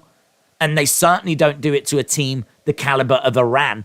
If this was like San Marino, and I have no idea why they would be at the World Cup, then maybe I could understand. But ball being played down the line by Trippier, well cut out by Iran. England need to make sure that even though it's 3-0 and the 3 points are looking very good, they need to make sure that they're keeping things balanced, staying disciplined, staying focused. I think the message from Southgate should be, treat this like it's 0-0. Treat it like it's 0-0. We need to get minutes in these, Maguire needs minutes. Some of the other players need, they don't need to overexert themselves. But, it's kind of, you're caught in this middle ground, aren't you? Do you take players off and rest them for USA? Or do you get some minutes in the legs? Or do you save the legs? I think some players, I think it depends. Maguire needs minutes. So Maguire stays out there for the full 90. But I think there's certain players like, say, Harry Kane. He does not need minutes in the legs. So Harry Kane, you know what he can do. He can come off. Would you take Kane off at half-time and put Wilson on? I might be tempted to do that. Take off Harry Kane, bring on Callum Wilson for the second half. I'm sure Kane won't appreciate it because Kane obviously wants goals. But England first, yeah. England first. I wonder if we're playing well because we're still in a football season and not waiting for the summer. I think there's a real argument as to that could be why we're looking fresh and certainly a lot more fresher. Yeah, this is an England that has hit the ground running. We never see this from England. We never see it. I'd bring on Trent, Maddison and Wilson. Maddison can't play. He's not on the bench. So Wilson I would bring on. Trent, I think, is an excellent shout. I think Trent's an excellent shout. Trippier is someone that's going to be very important for England. You could take him off. Rice, I think, will be all right. He can stay on. Maybe you take off Sterling. Maybe you take off Saka. Saka's done quite a bit of running, hasn't he? Yeah, maybe we bring on Foden. Bring on Wilson. Bring on Trent. Take off Saka, take off Kane, take off Trippier. Yeah, I like that. Might want to take off Jude as well. I don't know. Again, though, he's 19. He's having the time of his life. Just, you don't want to see an injury either, do you? That's the only other concern. England just passing it around at the moment. I've got Kane in my fantasy team, but I say take him off, says Tall Paul. I'd like to see Wilson play. I'm a Newcastle fan, says James. Yeah, I'd like to see Wilson get some minutes. I don't think we're going to need him too much, to be honest, in this World Cup, of course, because it's hard to see Harry Kane not playing instead, but you never know, do you? What if Harry Kane gets injured at some point and we need Wilson? So put him out there. Plus, let's not risk Harry Kane either. We don't need to risk him. Ball being passed around by England. They're being pushed back a little bit. Kind of get the sense that Iran have just settled back into a rhythm and just sort of sense that England they're still looking. But I don't know. I mean, could you blame them if that intensity has kind of settled down a little bit? England, 7 attempts at goal, 4 attempts on target, 3 goals by England. Some of them absolute crackers. That finish by Saka. I mean, oh my God. I mean, if he was called Saquinho and played for Brazil, people would be wetting their pants. But he's not. He plays for England, so people are probably going to be a bit more subdued. But just incredible. Just incredible finish from him. I am loving this England team. I'm becoming a fan of England, says Edwards. There's a lot of players that I think are really easy to like. I think Saka is easy to like. It's hard to hate Saka. Jude Bellingham is easy to like. You know, he's 19, he's humble, he's down to earth, he's an easy player to get behind. Harry Kane, you know, humble, just a nice guy. Trippier, nice guy. I feel like there's a lot of players here that it's very easy to support. Rice completely missing that header. Here come Iran. Iran are breaking. It's 4-on-4. Ball in the middle. Back post. No one there. Skied over the bar. Skied over the bar. That was a big opportunity for their number 7. Completely unmarked, which is a bit of a concern. But, yeah, not a great pass there. A little bit sloppy. They're saying that potentially he would have been offside, though. But ball was whipped in. There was no one at the back. Luke Shaw was completely out of position. That's the problem when you've got players that are committing themselves forwards. It is going to leave gaps at the back. But England, I think they know that they're... England, I don't know what's happening here. It's all gone a bit slow. Ball's being kicked out of play. Is there a player down? No, 3, yeah, throw in. Throw into England. Trippier takes the throw in. 10 minutes of the 14 that have been added. Tempo has been dropped a little bit. England need to ensure that that tempo is raised in the second half. Ball going back to Pickford. You don't want to get slow and sloppy and invite the counters. England playing so well. Just more of that. More of the same. Don't forget, Iran's team don't have their people's support regarding the situation, says Sanaz. I've got England winning, says Bananas and Grapes. Hayden said, glad to see my Chelsea lad Sterling scoring. He's been a bit quiet, to be honest. He's been a bit quiet, but he slotted it home. Slotted it home when it mattered, when it was needed. Yeah, this is brilliant. The commentators are saying there'll be plenty of people back home saying, don't get too carried away. It's only Iran. But Iran qualified really well. Some very impressive results recently as well. Drew 1-1 with Senegal, for example. Ball being played in towards Sterling. Goes down there, the England player. That was Mason Mount. 3-0. And we are sneaking our way towards half-time. Don't get too happy. You will lose to a better team. Hello from the US, says the Joker. England is treating this like a mere scrimmage. Just a warm-up for the next round, said LDTV. Michael said the US won't beat England. Just stop. Well, listen, my thoughts on that is that it's going to be a cracking game. We have no idea what the USA are going to look like. We'll find that out later. As an England fan, I'll be going into that game with confidence. This performance has given me confidence. If it's given me confidence, it's going to have given them confidence. 3-0. I mean, the thing is, England are going to want goals. All of these people are going to want to score at a World Cup. Ball being whipped in towards the back post. Oh, goes through.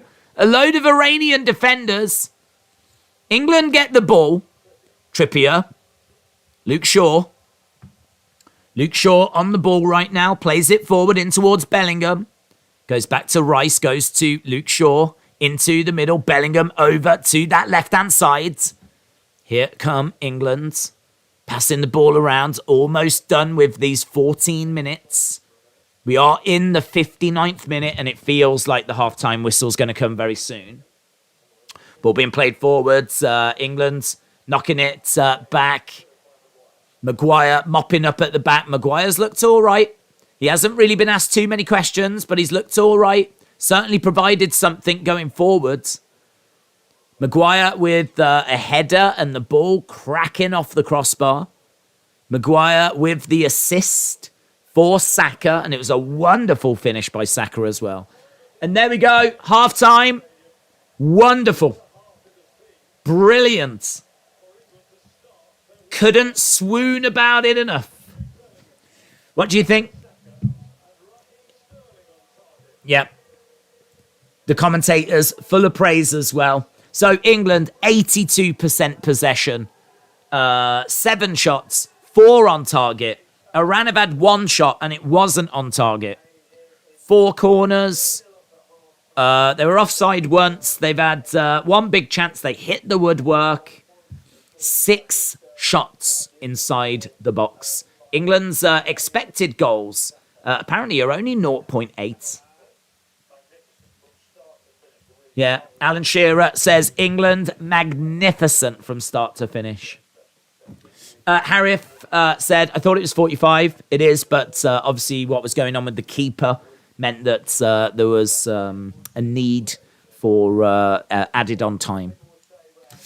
I'm loving the team. I am becoming a fan of England, says Edwards. Swoon away, says David. Legend Killer says half-time, England 3, Iran 0. I mean, I don't even know where to start. I don't even know what to say. I think for me, there's just such incredible performances all over the pitch. Rio says, you've got to go out there. You've got to perform. Let's have a look at some of the player scores. So on screen right now, you can see how SofaScore have scored these players. So Harry Kane, 7.1. Mason Mount, 7.5. Raheem Sterling, 7. Bukayo Saka, 7.4. Jude Bellingham, 7.6. Jude Bellingham is just absolutely running this game for England. But Trippier looking really good down the right-hand side. Luke Shaw looking good, really good on the left-hand side. Sterling's been quite quiet, but he did pop up with the goal. Bukayo Saka's look great. Mason Mount has made himself very busy. Mason Mount, as usual, buzzing all over the pitch, popping up, winning up free kicks in England's half, in Qatar's half, Iran's half. He really is getting himself around, making a nuisance of himself. What Mason Mount does a great job of is really just pulling the opposition apart. Like, he's just constantly moving around, making it so awkward to like track his runs. And as a result, he creates pockets of space. And because he's pulling players out of position, it allows other England players to capitalise on those pockets of space. So really what Mason Mount is he is a disruptor. He is a disruptor. He is pulling the other team apart.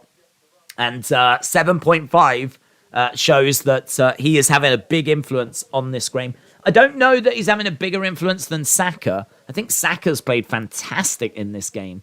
But brilliant to see Harry Maguire getting a good 7.3 score so far as well. 7.3. So, yeah, that's how England are scoring. Let's just have a quick look, see what Iran is looking like. I'm going to jump into the chat in a sec, see what you guys are saying. So, look at this. Look at the defensive scores. Lots of 5s in that defence. Their keeper, 6.5, of course, had to be subbed off, and we don't know how much of an effect that's having. But lots of 6s and 5s. Their highest scoring player is Haji Safi over on that left-hand side. We have seen him actually being quite dangerous with some of their attacks. But this is all about England. This is all about England. Brilliant.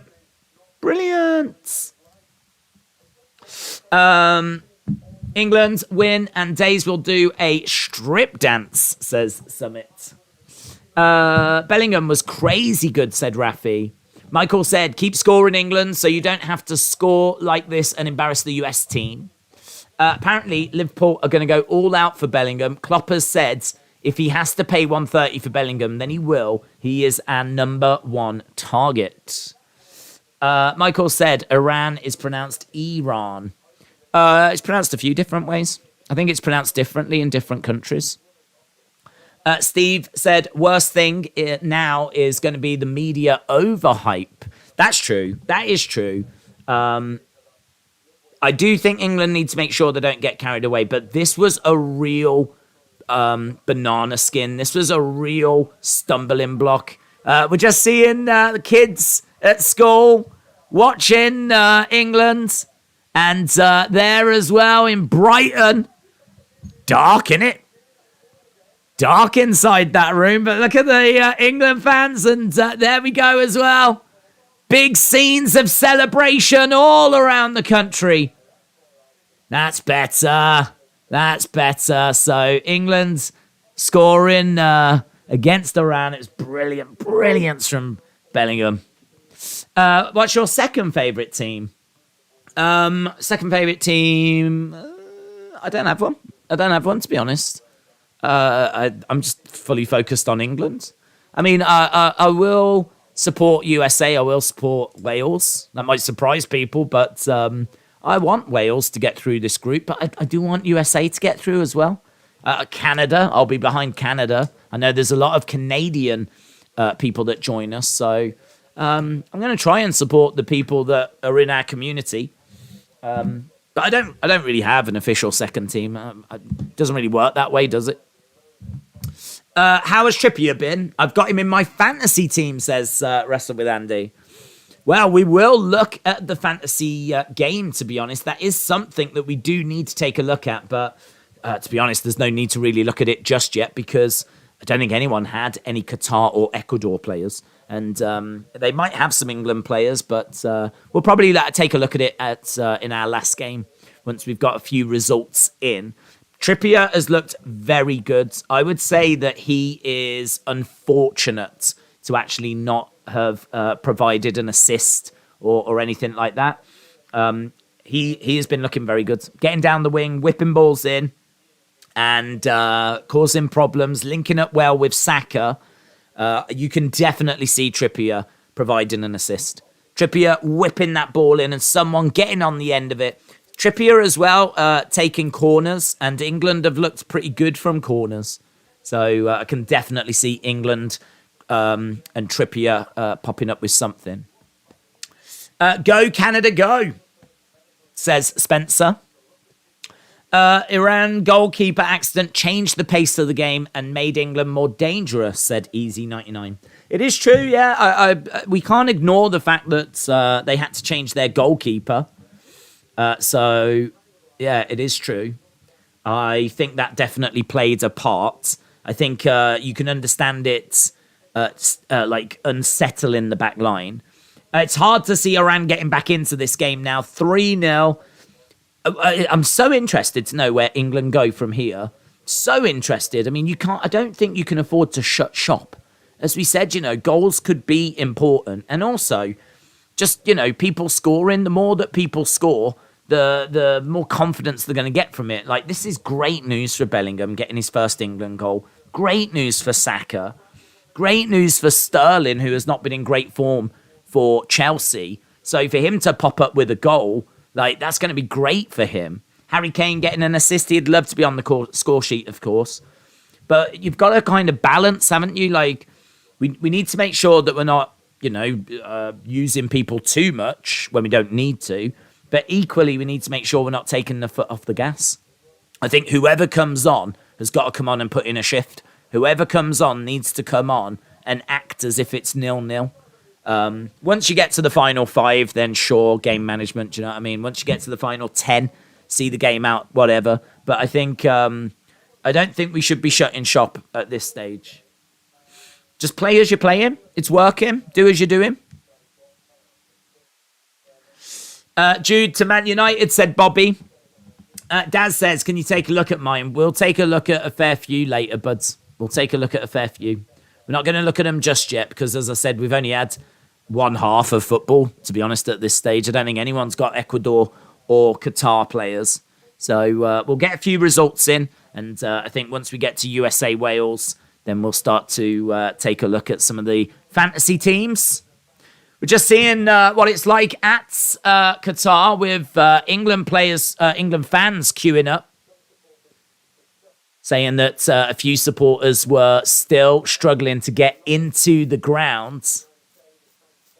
as the game was starting, and we're just seeing scenes of people outside. Got a ticket.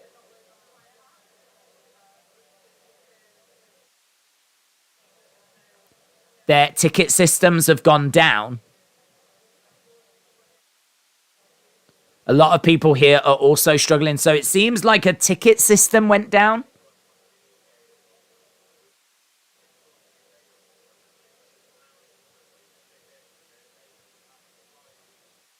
He says it was £800 for the flights. It was 150 quid for the ticket.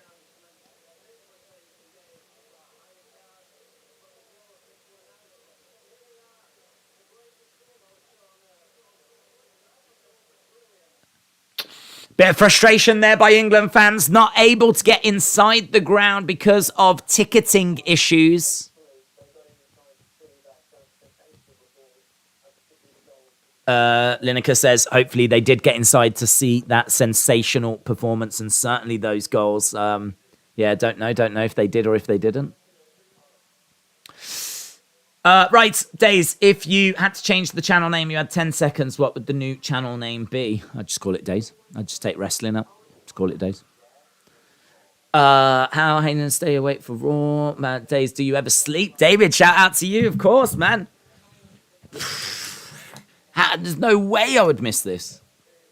And I know many of you, I mean, I am as well, excited for Wales and USA later. We've got a little bit of a breather in between. I mean, it won't be any less exciting, but, well, might be a bit less exciting.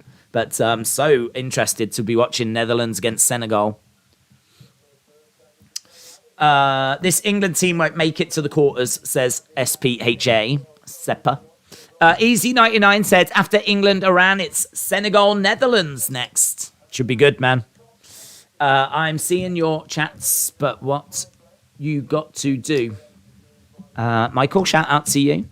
Hayden said, thoughts on England having never recorded a win versus US. Will that change this year? I don't know. I mean, to be honest, we haven't played US that many times, have we? So it's only a very small pool. It's not as if we've played them 50 times and not got a victory. There's only a few times that we've played the US at the World Cup, so it's not something that is a factor or an issue, to be honest. If that is something that the US fans are talking about, holding on to, then cool, great. Anything that's going to add more juice and excitement to that fixture. But, no, I mean, it's going to be a tough game. It's going to be a tough game. I, as an England fan, I don't go into it with any concern. Certainly not after this result and what we're seeing here. Jude Bellingham is just beautiful to watch. Saka is a joy. Trippier looking great. Luke Shaw looking great. This team's going to be a problem.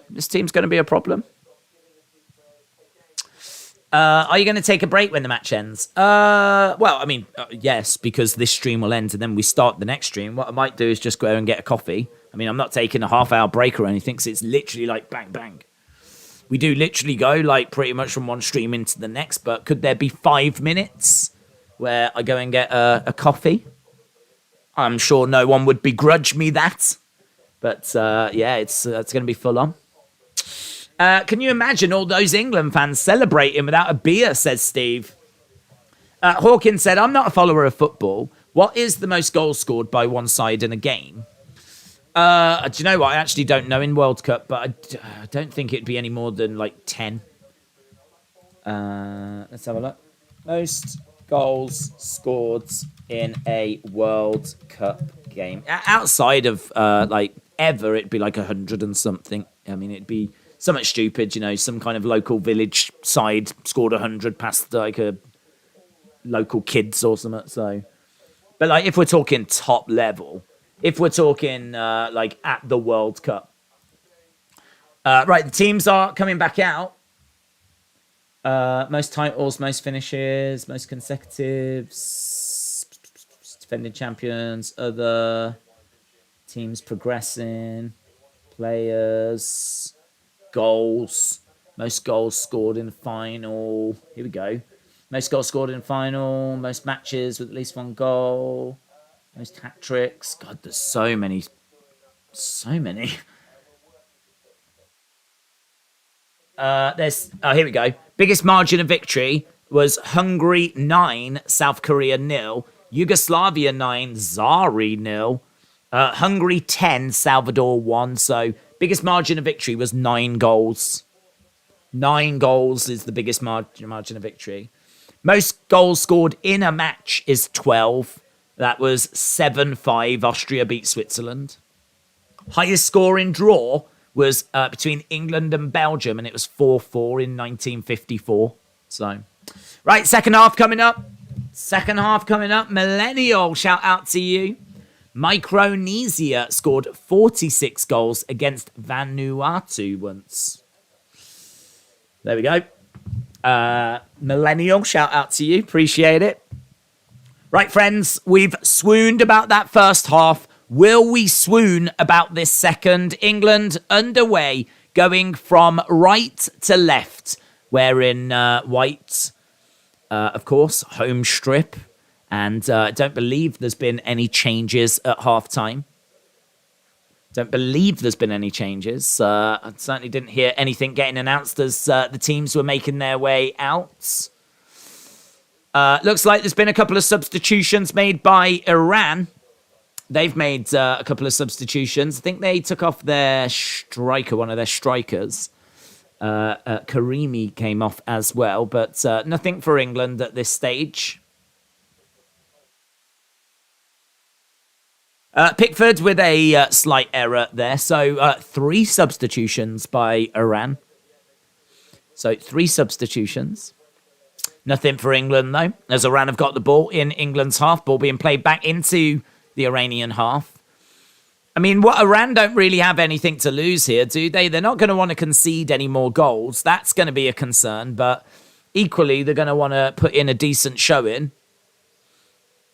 They are surely not just going to sit back. Surely Iran are going to come out and try and get a goal, try and get back into this game. Here's Iran then, down that right-hand side. Ball being played into the middle, but it's a loose ball. It's picked up by Jude. Jude driving forward, goes over to Saka. Ball bouncing around. Saka didn't quite control it. There was Harry Kane, whips it in the middle. No England player able to get on the end of that as it goes back to the halfway line. Ball being played forward in towards Trippier.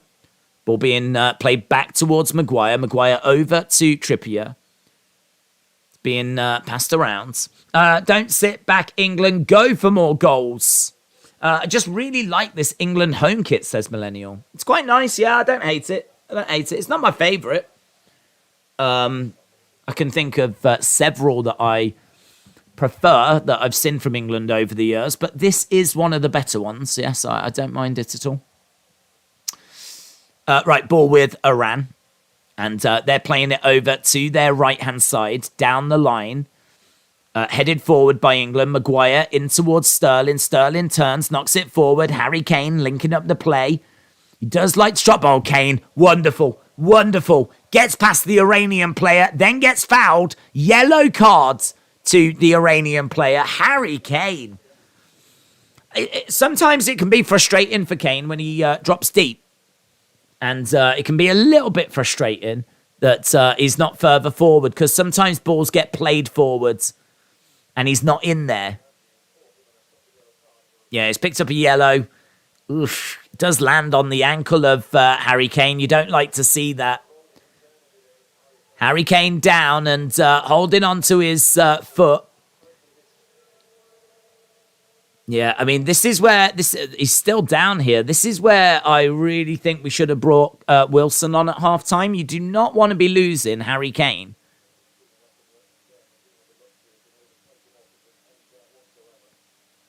Yeah, they're saying if there's any doubt, then there is the luxury of taking him off. I'm sure he doesn't want to go off. Oh, it's horrible.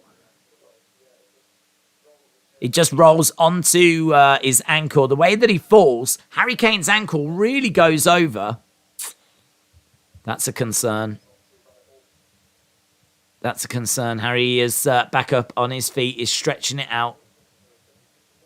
Looks like he's going to be all right, but honestly, I don't know why we're taking the risk. I really would get Harry Kane off. That's a rolled ankle, says Michael. Southgate is my goat, says Charlie. It's exactly why I wanted Wilson, says Tall Paul. Yeah. I mean, you can understand Harry Kane not wanting to go off. I'm sure, but listen, you got to do what you got to do, and sometimes you got to make decisions that aren't going to be very popular. Free kick anyway to England. Harry seems all right. I will feel happier if Wilson comes on, though. Let's get Kane off. Right, Mount standing over the ball. Let's see what they can do. Harry Kane is back on, jogs back onto the pitch. Kane, Trippier, having a little look. Looks like Trippier's going to be looking to whip this in. There's a few of them standing around it. Trippier takes the shot, bounces off the wall, knocked into the middle, but Iran header it away. Ball coming back to Luke Shaw. Luke Shaw in his own half, playing it down the line. Long ball. Nice ball, actually. Knocking it into the centre. There's Sterling. Sterling trying to knock it back. Ball being played back. It's, I think, is that Trippier that went down? Yeah, Trippier went down, but I don't think the referee saw it. Ball coming over to Shaw. Yeah, Trippier is still down here. Trippier is grimacing in pain right now. Ball's being knocked out of play. Trippier is still down. Daisy's working in retail, good money in JD or Game or Smiths. No, I mean, it's minimum wage if you're at a sales assistant level. If you can get up into like the management level, like supervisor or assistant manager, obviously then the money is better, but the responsibility is greater. But no, it's not good money if you're a sales assistant. But listen, a job's a job. It's going to be minimum wage, innit? It's going to be minimum wage. But there are benefits like paid holidays, for example. Like I don't get that now. I used to be able to get 20 days off a year. So every year I could have 20 paid days off across the year. And so, brilliant. Used to have a couple of weeks at home or go away and you'd be getting paid for it. I'd kill for that now. Ball being played. So it's not just always about money. Right, ball being played forward into the Iranian defence. Goes over to that right-hand side and ball trickles out. Iran playing reckless. Ref needs to bring out the yellow more, says Tall Paul. Look at the guy with the shirt off. Didn't see. I get 28, says Cow. Oh, Cow. How dare you? How dare you type that in the chat? 28 days paid. Ugh. Jealous, mate. Jealous. Right, we've not seen much in the way of fireworks in this half. We haven't seen this half really get going. It looks like England quite happy with the 3-0. They're still looking, but obviously there's no need to take the same sort of risks. Ball being played forwards towards Kane. Jude was trying to get the ball in towards Declan Rice. Ball going over to Saka. Saka picking it up. Jude moving forward. Saka on the ball. Saka knocking the ball back, coming into Jude. Jude picking it up, knocking it into Saka. Ball going down the line. Here's Jude. Jude trying to get past his man, and he does. Jude into the middle. Oh, great work by Jude Bellingham. Beating his man. Getting the ball in the middle. Brilliant. Brilliant. What we're seeing from Jude is we're seeing a player that can get the ball in defence and bring it forwards. He's also a player that can really link things up. He is a player England have been missing. He is a missing piece that England have not had. Ball up in the air. On the edge of the area, Declan Rice picking up the ball. Declan Rice trying to whip the ball into the middle. It bounces off the Iranian player, goes behind. Do you get more from YouTube than from retail? No. I was actually getting paid more from retail. But this obviously is something that I am is more for me and I'm more passionate about. It's hard to get so passionate about retail. Do you know what I mean? I mean, it's great. I loved working in retail. I'd absolutely go back to it. But this is different. Ball going over to that left-hand side. Here's Kane into the middle. Seeing Saka. Again, picking up the ball. Coming back. Down the line. In towards Mount. Floats one in straight into the hands of the goalkeeper. Goalkeeper quickly getting the ball out. Comes to Iran. Iran trying to play that ball forwards. And it is knocked out of play. Ball being thrown in by Iran, but straight to an England player. Bellingham picks it up. Prevents it from going out. Controls it. Knocks it back. Oh, a little bit sloppy in the defence. That was sloppy by Trippier. Trippier with a short pass, but that's nice by Maguire. Credit to Maguire there. Picks up the ball. Brings it out. Lovely little link-up play. Sterling. Here's Sterling. Sterling. Charging forward, but good defensive work by Iran.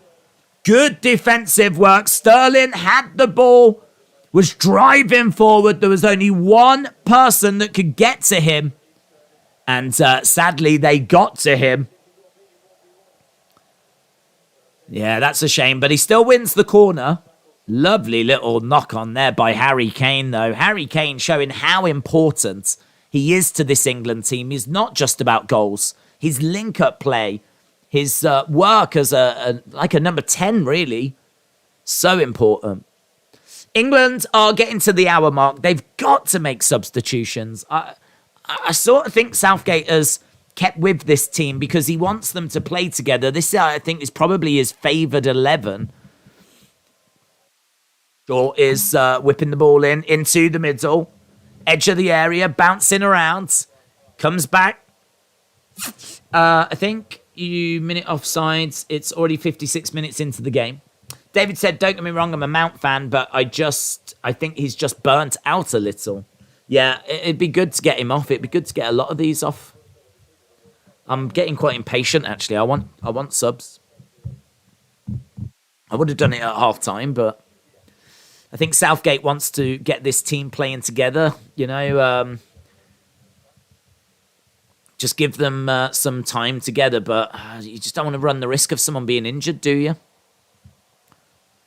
Oh, a few mistakes by both teams here. Iran playing the ball forward down that left-hand side. I think, Tall Paul, shout out to you. Can you say what shop you did? Yeah, I worked in an entertainment store. So I used to sell like DVDs, CDs, games, Blu-rays, coasters, T-shirts, speakers, loads of all that kind of stuff. But mainly CDs, DVDs. And loved it. Started when I was young as a Christmas temp, worked hard, got kept on and just worked my way up the ladder, really. Loved it. I was there 15 years. I would go back. It was great. So if anyone is thinking of getting into retail, I would do it. But just know that it's not the greatest pay. Ball being played forward by England. They've got it in their own half. Here is Sterling. Sterling knocking it over to that right-hand side. Here's Saka. Saka into the middle. Sterling knocking it over. Oh, good defending by Iran. Just took that step forward and was able to intercept that pass. England maybe just passing it a little bit too much. Ball being played over. I want to see some fresh legs. I'm really impatient. I really want some subs. 3-0 England. England fans are in dreamland. They are in dreamland. Ball coming over to the left-hand side. Could not have asked for anything better. Even if it ended 3-0, couldn't have asked for anything better. I said win first and then stay defensively solid. That's what I was looking for. But here's England. Edge of the area. Luke Shaw takes a shot, bounces off the defender. We're in the Iranian penalty area. They managed to clear it. England are still looking. I bet there are days you did wish you worked in retail. with little to no social life, says WWE. Lol, yes. Yes, there are definitely advantages to working in retail. The other thing as well is like when you're done, when the shop's closed, that's it. So when the shop was closed, there's nothing you can do. You know, you can't put stock out at home. You can't serve customers at home. You can't do anything at home. Like, your time is your time. Whereas here, I can always do a thumbnail, always set up a stream, always go on Twitter, always answer comments. It never stops. So I think having that off time as well was good in retail. Ball coming into Bellingham. Bellingham into Trippier. Shaw on the ball, playing it back. There's Maguire switching it over. Comes to Trippier, heads it forwards. Ball bouncing around at the moment. Neither side able to really get it down. England having to do some defending here.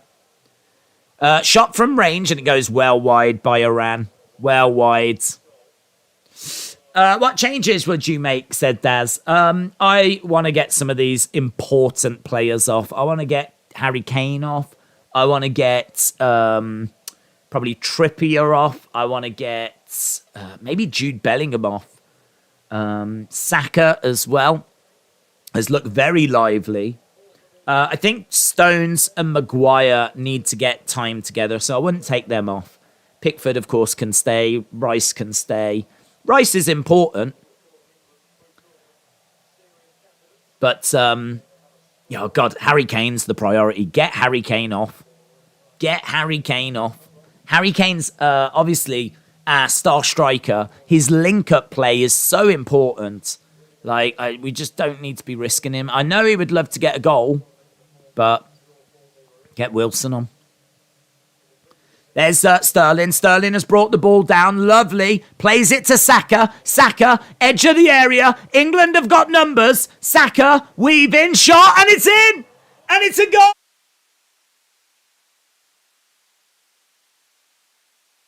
Yes! Saka gets his second. Saka scores. Saka had all the time in the world, and oh my God, he's brought his Arsenal form to an England shirt. Saka dancing around on the edge of the area, managing to evade a few Iranian defenders. Look at this. Sterling plays that ball to Saka. Saka, edge of the area, could have played it in, skips past two players, gets a shot off, and slots it home. It's 4-0 to England. Dreamland for England. Never expected this for England. Now get some of these players off. Get some of these players off. 4-0 England.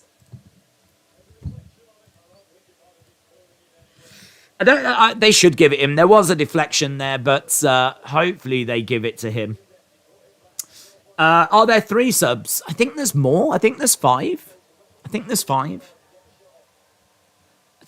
at this World Cup because of it being in Qatar. England 4. England 4. Iran 0. Thank God for Saka, says Lee. Saka is on fire, says Bananas and Grapes. I put a fiver on Saka to score in the second half. Get in, said Tall Paul. Cal L. Cool J said, I'm a Man City fan. I can honestly say I would pay Gareth to not pay Grealish. It's 100 million wasted. Well, I mean, look, I'd bring him on now. They're saying England have won this. Here they come again. England looking for more and more. I mean, 4-0 at the World Cup with the world watching. Absolutely incredible. Absolutely brilliant. I don't even know what other words you can use. Bellingham has been unplayable. Saka has had maybe his best game in an England shirt. Oh, good, good. Oh, good. Wilson. Rashford. Bukayo Saka, 3 attempts on goal, 2 goals. There is a raft of changes coming. So plenty of subs on the way. Thank you. Wilson getting ready. Foden getting ready. Rashford I mean, look at our bench. Look at our bench. Phil Foden, Marcus Rashford are about to come on.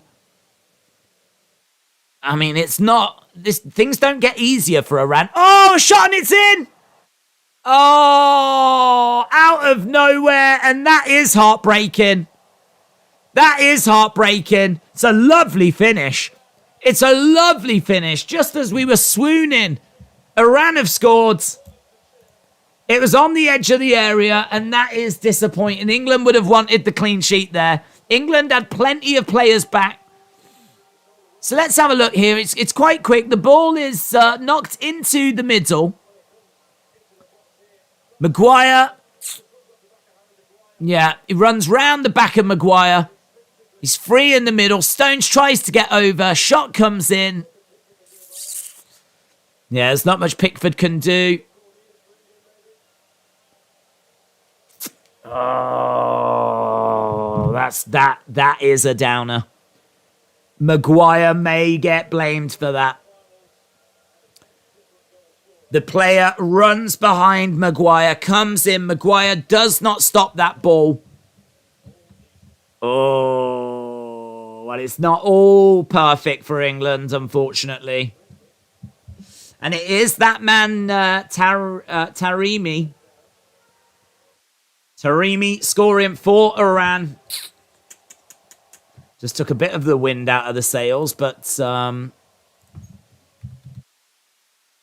doesn't matter. 3 points is what we wanted. 3 points is seemingly what we're going to get, but that clean sheet would have been very tasty.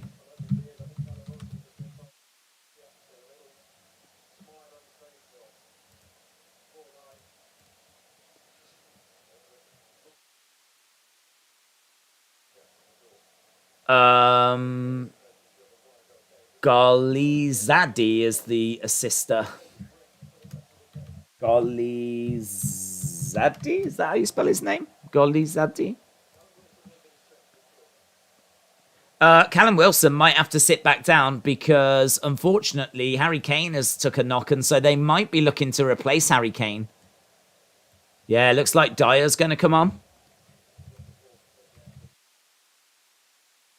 That's a shame. So it looks like Dyer is coming on. I'm surprised it's Dyer, and unless he's changing shape.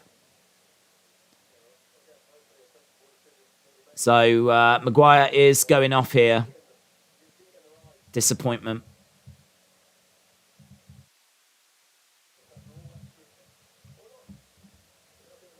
Checking Maguire for concussion. Well, he's going off. He's done all right, you know. He's done all right in this game. Kane coming over and checking on Maguire. Yeah, he was good from an attacking point of view. I think he might be at fault for the goal. I think that is disappointing. Maguire going off. Dyer coming on.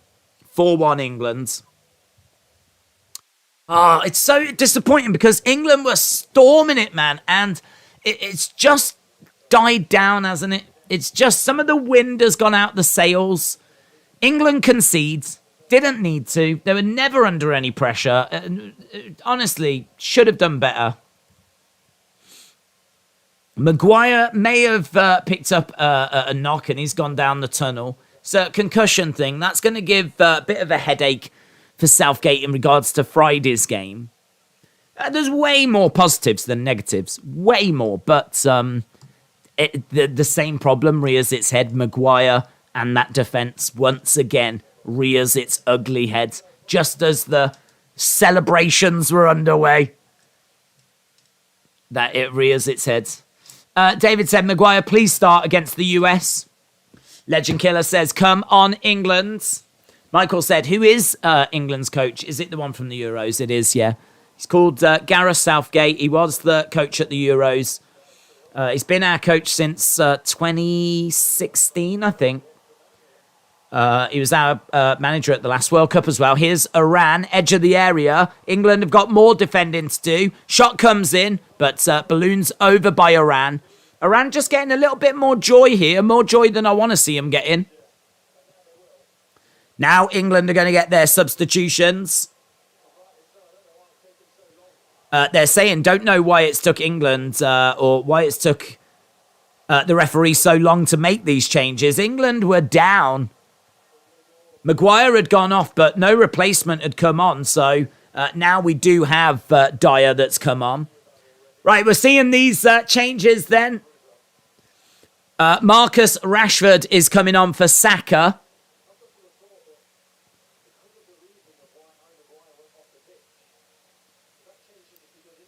It's a really good point. They're saying that because Maguire had gone off due to concussion reasons, you would think that his replacement would be allowed on straight away.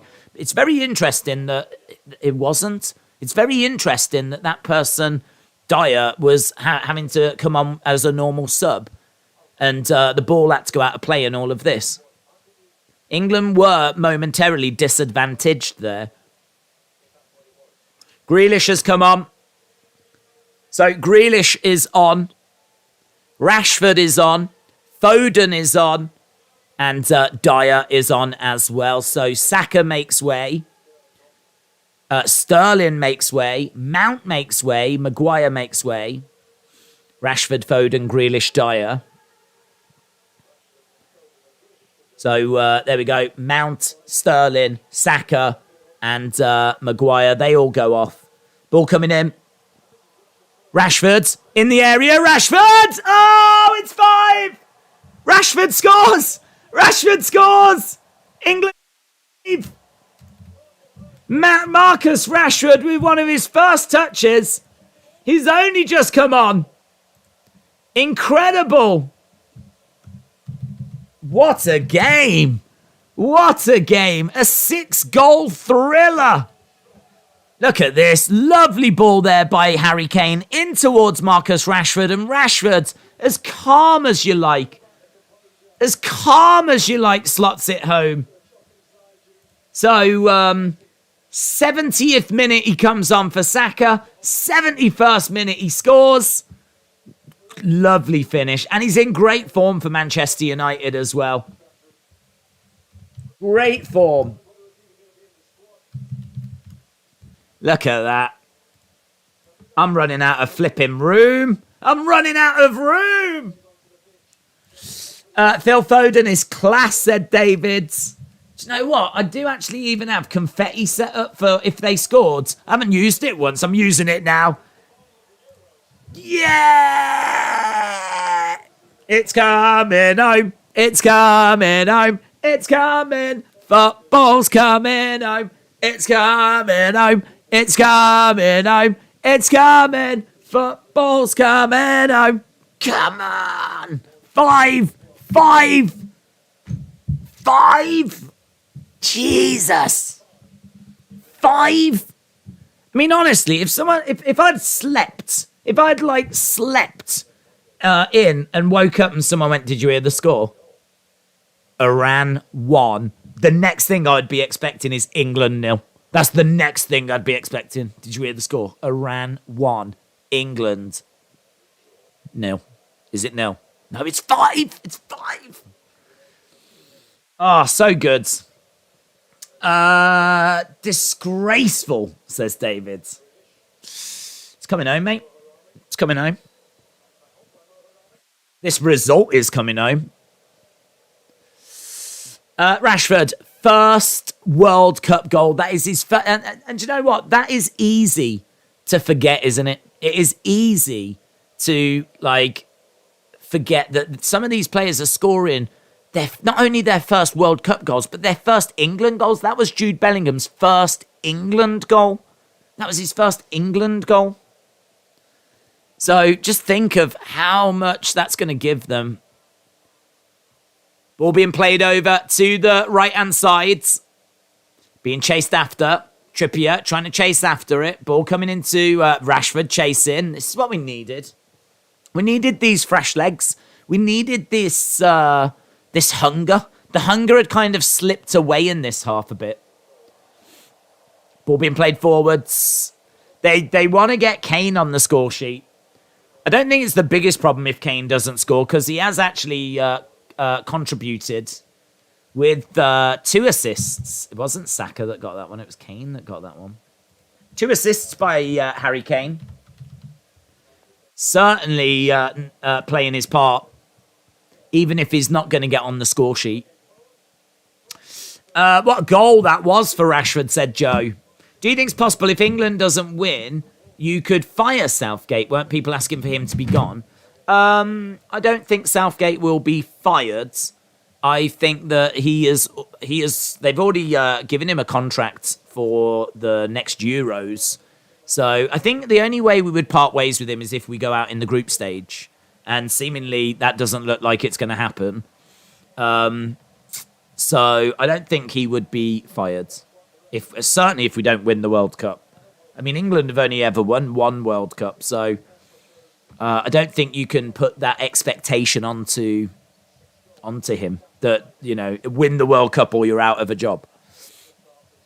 So no, I don't think he'd get fired. I think the only way he'd be fired or we'd part ways is if we go out in the group stages. I can tell you that Harry Kane has actually gone off now. Harry Kane has had 75 minutes. It's more than enough. He's not got a goal, which will be disappointing for him. But listen, he can't be looking at this 5-1 scoreline and feeling anything other than excited. Couple of assists in there as well. But listen, strikers want to strike. If you take one message away with you, strikers want to strike. Ball coming over to Luke Shaw. We are into the final 15. Tharuka said, this has been a great game so far.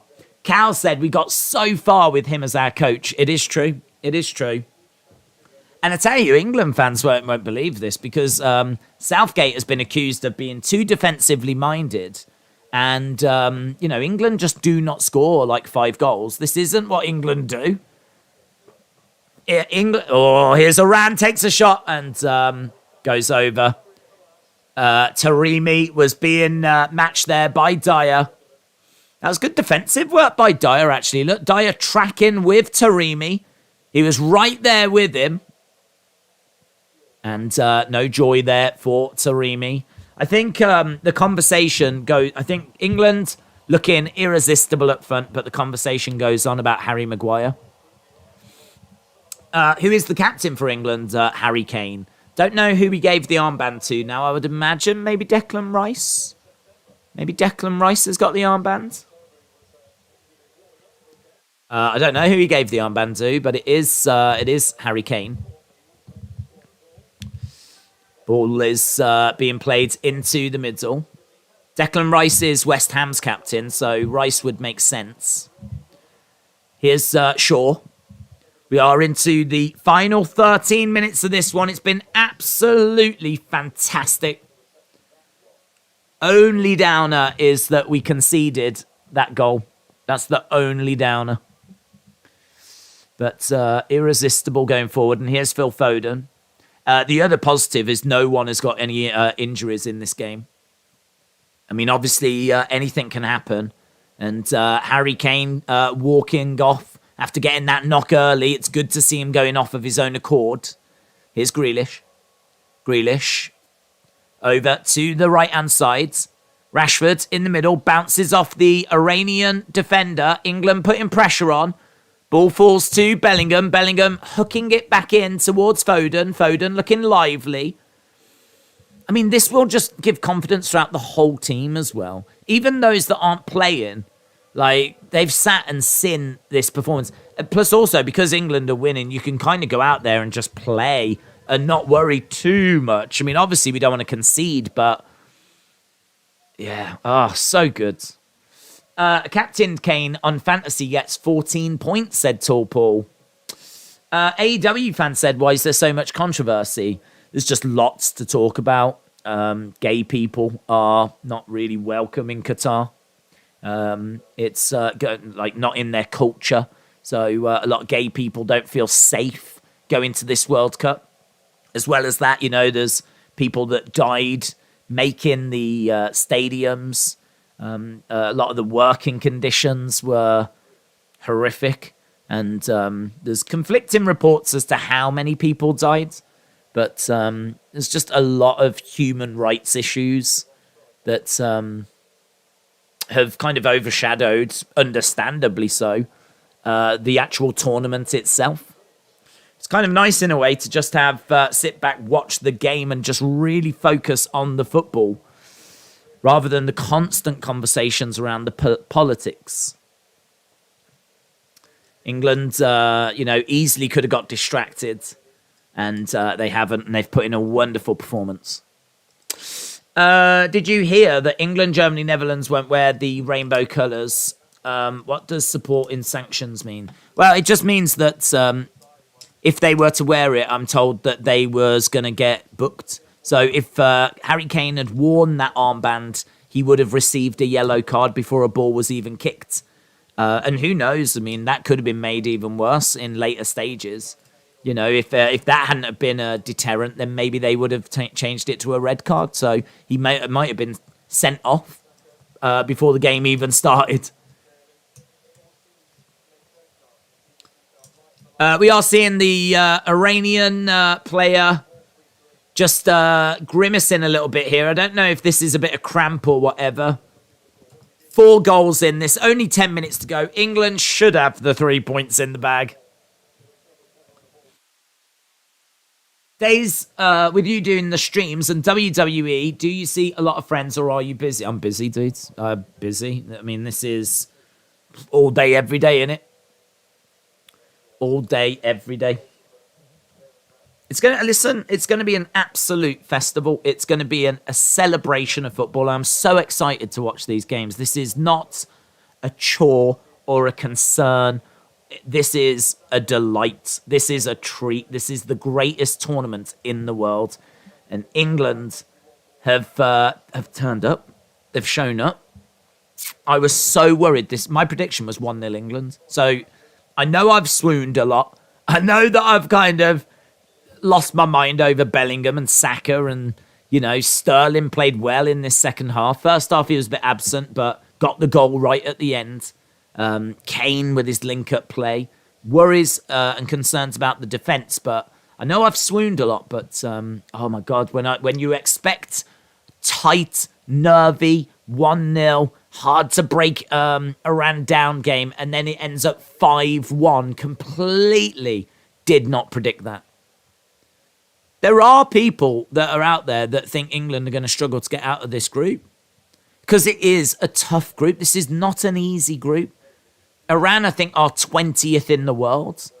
There's over 200 countries that play, and Iran are like 20th.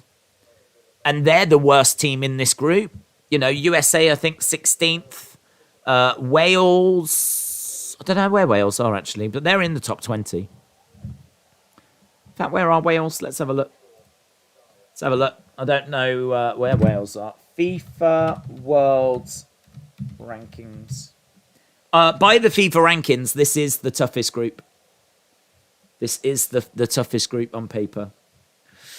Wales are 19th. So it's Iran, then Wales, USA are 16th. England are 5th in the world. Number 1 in the world is Brazil. Number 2 is Belgium. Number 3 is Argentina. Here come England again. Yeah, Brazil, Belgium, Argentina, France, and England. Here's Rashford. Goes past his man. Lovely work by Rashford. Ball in the middle. Bounces off a defender. Iran trying to bring the ball out. England battling away. Grealish battling. Ball being dinked forward. It's kicked up in the air. Callum Wilson is in there. He's around. I tell you, it sort of feels like it doesn't really matter who you've got in that number 9 position. Doesn't matter if it's Harry Kane in there or not. England are just looking so good going forward, so quick with their counters and their breaks. Right, ball being whipped in by Luke Shaw, who's been brilliant tonight. Really, really good performance this by Luke Shaw. Ball being whipped in by Shaw. Up in the air, into the middle. England players go down, but no foul. Jude Bellingham's over there to recover the ball. I think actually the free kick has gone to Iran. Stones is just checking on the Iranian player there.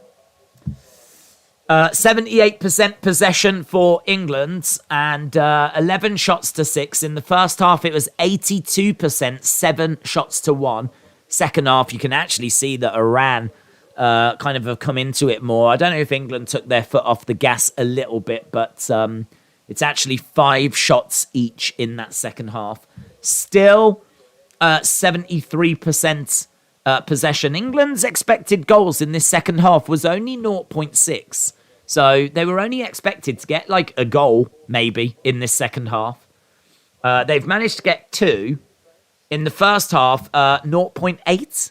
So their expected goals is actually quite low. Quite low. I think it's because they've had 6 on target. They've scored 5. Like, they have been clinical. England have been clinical. 12 shots. 12 shots in total. 4 of them were blocked. But of the 6 on target, 5 of them have resulted in a goal. Dort Knight said, one more, please. AEW fan said, does this involve Iran playing because of what's happening in Iran? That has definitely been spoken about, but I don't think it's been spoken about as much as the Qatar. But that has definitely been a conversation around that as well. Ball being knocked back in towards Grealish. Grealish on the ball, playing it back. Ball in the middle. England still putting players forward. Rashford's looked great since coming on. Lovely link-up play in towards Foden. Here's Rashford. Edge of the area. In towards Shaw. Shaw to Rashford. England just being driven back a little bit. There's Declan Rice and he loses the ball. Declan Rice loses the ball. Ball going over to the left-hand side. Taremi trying to get the ball forward. Lovely tackle. Great work there by Trippier. Great work by Trippier. We have seen Declan Rice losing the ball a couple of times in the middle of the park. Bellingham. There's Rashford knocking the ball forward. It's being chased by Wilson. Wilson. Keeper comes out, though. Keeper comes out. Ball being launched forward. Goes out. 87th minute. Russia were banned. Russia got banned, yeah. I don't think I'm going to stay up for Senegal-Netherlands, said Harif. It's going to be 12 for me. US-Wales is 3. I'm going to sleep after this game and I will watch Raw tomorrow. Harif, shout out to you.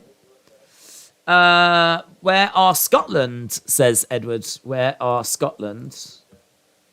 Scotland are 40th in the world.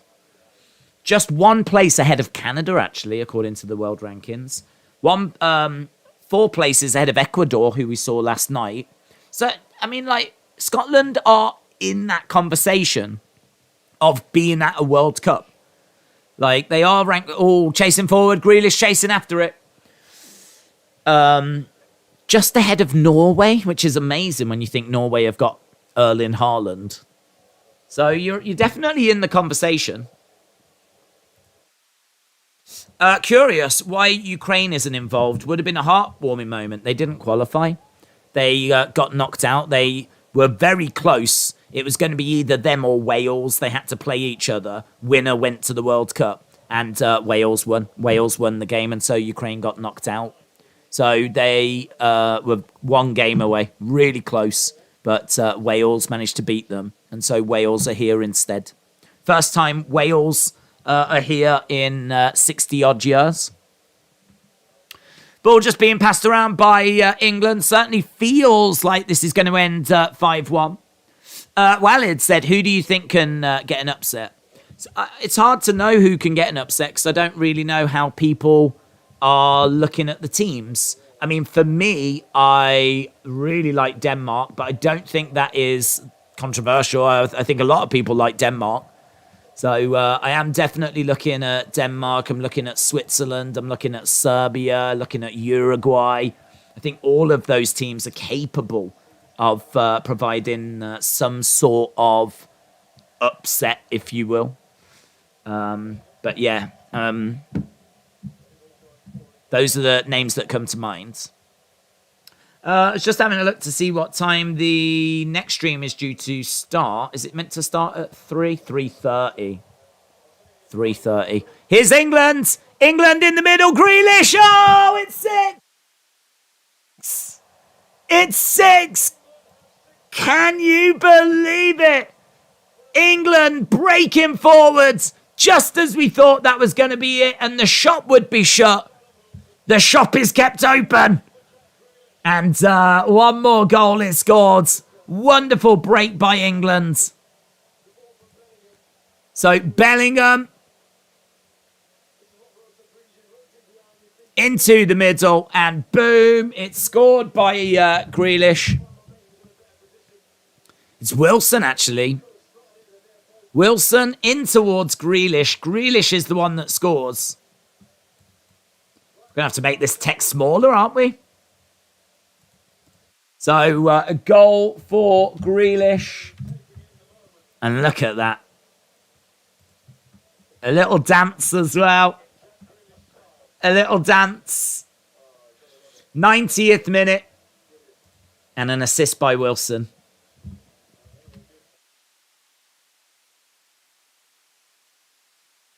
Boom. England 6. Mojo. Yeah, well, not technically from Birmingham. My family are. I'm from Stourbridge. Same place as Jude Bellingham. I am basically YouTube's Jude Bellingham. Boom. Or Jude Bellingham is football's wrestling days. It doesn't matter how you want to look at it. Grealish with the goal, said Tharuka. Yep. I thought it was Sterling that had provided the assist, but of course Sterling got took off. So it was Wilson. We went from 60th to 40th, says Edwards. This game really doesn't help Iran in regards to goal differential. Nope. It's obviously great for England. 6-1. This is dreamland. This is not this. I can't even begin to tell you how much this is not what you see England do at World Cups. Another 10 minutes. What the flip? Another 10 minutes. Ball being played forward. Where's the 10 minutes come from? Is that because of the Harry Maguire thing, do you think? Don't know, 10 minutes. England just passing it around. I don't think this game needed 10 minutes being added on. 10 minutes. Legend Killer says, what a game. Walid said, I predicted an England win, but not like this. I don't think anyone predicted this. I think that the game did definitely change when the keeper got changed. That seemed to be a real turning point in this game. But, I mean, oh, God, what this will do to the England team. So much confidence, so many great performances. It's only the conceding of a goal that's going to be upsetting. Jude Bellingham is the KSI of soccer, says Michael. AEW fan said ref wants to see England score 10. Adrian said it's coming home. Tall Paul said there's been a few stoppages with Kane, Maguire, Trippier, and the Iranian with cramp. That's true. That's true. I just don't think England need to be playing this extra time, and I don't think even Iran would want it. Iran ain't going to get 5. If anything, it might get worse. Grealish on the ball. On the ball. We're deep into the Iranian half. Their defence has absolutely buckled. This much heralded defence has buckled. Ball being thrown forwards. Iran playing the ball back. England trying to close down. I mean, it is true. We do have to say how poor Iran have been as well. I mean, Iran have not played well. England have found it quite easy. If you think about how hard it was for England, I mean, England had to wait 35 minutes. Granted, maybe not quite that long. 25 because of the stoppage. But, you know, those 25 minutes, England was struggling to break Iran down. I remember there being a comment earlier saying that England seemed to be playing to Iran's level. And, you know, that is what we expected the game to be like. Hard to break down, frustrating. But England were patient. passing it around, and like these goals, some of these goals, certainly these ones in the second half, just seem to have been so easy for England. And as much as I'd like to credit England with being fantastic and good enough to just carve any team open, like I think we have to say Iran have looked very poor. Well done, England, and come on, Wales for later, says Annette. I watched Kevin Nash's podcast. He spoke about his childhood heroes, says Matthew. AEW fan said, Poland and the US are my teams. Much heralded. It's nice, isn't it? Ball going over to the right-hand side for England. USA need to win today and we will be okay, said Adam. Tense game later, innit? Tense game later. Pressure off England. Momentarily. Still need to get a result against USA on Friday. I think if England gets 6 points, then that'll take the pressure off the Wales game a little bit. But saying that Wales game might decide who finishes first or second in the group. So I don't think pressure is taken off really at any point. But getting through is the priority. And ball bouncing around. Nice work. Here's Foden. Foden has got some players ahead, put too much on it. Too much on it by Foden. We're into the 96th minute. 96th minute. Ball going back to the goalkeeper. Launches it forwards. And into the middle of the park, bouncing around. It's brought down here by Iran. Iran playing it over to the right-hand side. Whipped into the middle, headed down there by Dyer. Dyer's such a calming force. I feel quite calm with Dyer back there. I don't feel brilliant about him being in a back four, but I feel quite calm in being there. It's interesting that he came on and not Ben White. We didn't quite know who would be like the defence. We thought it would be Stones and Maguire. But a lot of people thought that Ben White should get the nods. He hasn't even come on. It's Dyer that came on when Maguire went off. So seems like Ben White is maybe fourth choice. Ball is played across. There's no one in there. Looked like Rashford was trying to get to the ball, but he couldn't quite get there. I tell you, it's really interesting seeing Rashford on the right. Normally for Manchester United, we see Rashford playing on the left. And I think Rashford on the right is interesting. He seems to be doing a really good job on the right. Seems to be doing a really good job. Enjoyed the 7 goals today because you won't score on Friday, said AEW fan. Walid said, I think the Wales match will be more difficult than the US, to be honest. Why didn't Trent play? I suppose he could have come on, but in all fairness, I mean, Trippier gives you a lot, doesn't he? I mean, maybe he doesn't quite give you the same crossing ability that Trent does, but he's better defensively, Trippier. He's also someone that's going to be used in those bigger games. You know, Trent could have played in this game. Oh, Iran are through. Oh, he's hit the crossbar. Oof. Definitely a couple of things for England to take a look at here. They conceded the goal. Oh, look at this. Yeah, does he get his fingertips to it? That would be... Pickford is a Yeah, he is, you know. Yeah, that is a save by Pickford. That is a fantastic save. 1-on-1. Ball comes in. Pickford, fingertips. Absolute fingertips, but enough to push it onto the bar. That is a big save by Pickford. He's a great shot stopper, Pickford. He really is. He always does it in the England shirt. Great for penalty shootouts as well.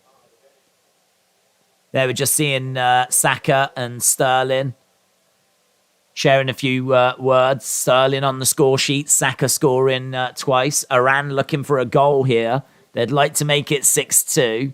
England need to make sure that we just protect what we've got. There's only a minute to go. Good save. Yeah, great save, says Jay Parko. Yeah, I agree. Brilliant. He always stands up tall, Pickford. I like him. I know that there's concern because of his form for Everton But in an England shirt, he always has proven himself. Right, we're into the final minute. Pickford saying stay switched on. There's a few words being exchanged out there. 7 goals. Can you believe it? 7 goals and 24 added minutes. We basically had 2 halves and then half a half added on. But we've been treated to 7 goals. No way did I expect this. Come on, England, send Legend Killer. Tall Paul, shout out to you. MXX Bro said, I'm from Saudi Arabia. Hopefully we don't lose by 10 to Argentina. It's going to be tough. It's going to be tough. Oh, hello. There's a little look going on here. What's this? Possible penalty. Wow, we didn't need this right at the end of the game, did we? Possible penalty. Oh, my God. Drama has been chucked in here. What's going on? So we're just having a look. There is shirt pulling. Who's that? Stones. Stones. He's got his arm behind. He does have an armful of shirt, in all fairness. He does have an armful of shirt. It's not a great look for Stones.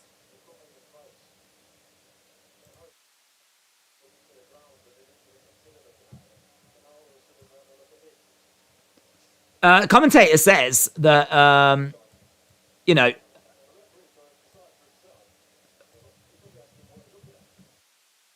what's he going to do here? The commentators are saying that there was a bear hug on Harry Maguire in the first half. Nothing was given.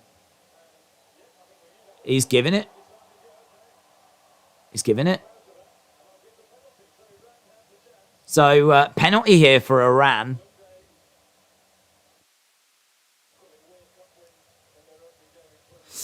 Penalty given.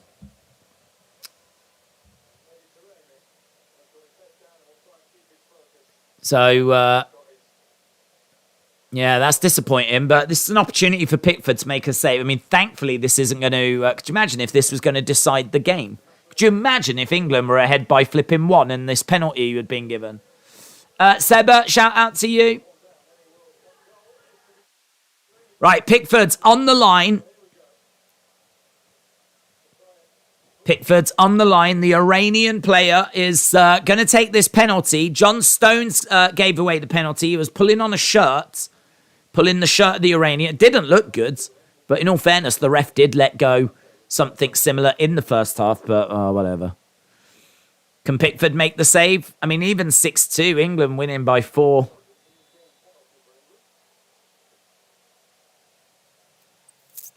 Here we go. Iran. Taking a deep breath. Steps up. Pickford's quite good at penalties. If he makes the save here, this would be awesome. Slotted him. Slotted him. Pickford sent the wrong way. Pickford sent the wrong way, and it's a second goal for Iran. Work to be done for England defensively. Work to be done for England. It's the only disappointment. It's Taremi that scores. Taremi from the penalty spot.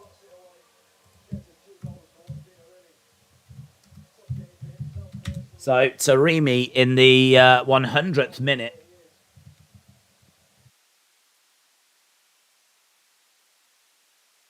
So it is 2-0. 2-0. It is 2 for Iran. And that is it. That is it. It's a fantastic victory for England. One that's just marred in... it's so hard to be disappointed, but I really flipping hate those goals that we conceded. England have got way more to celebrate, though, than to not. You know, they've managed to beat Iran by 4 goals. No way. No, I don't know that there's anyone on the planet that would have predicted this being 6-2. As a first game. I don't know that anyone on the planet, if you asked anyone on the planet what this score would have been, I don't know that anyone would have gone with 6-2. It's a pathetic soft penalty. Oh, well, there's Sweet Caroline. Gareth is looking annoyed. I hope he is a little annoyed, actually. England, in a way, that second half was a bit of a training kind of session, but Iran just looking a bit bemused. 6-2, it's an incredible result. You can only beat the team that's in front of you, but there are definitely things there for England to be a bit concerned about. What's your Senegal-Netherlands score prediction, said AEW fan. I am going to lean towards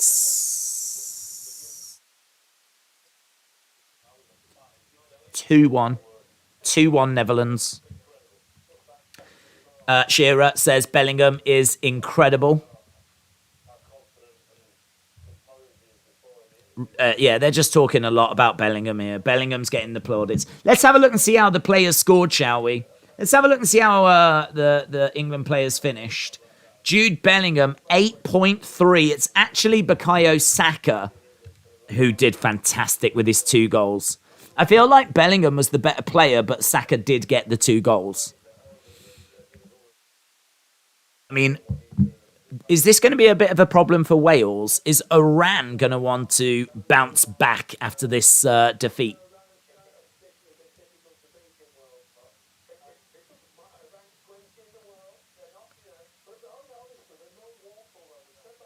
Yeah, Mika Richards says, Iran a no walkover, but they didn't look brilliant in this game. We can't spin it any other way.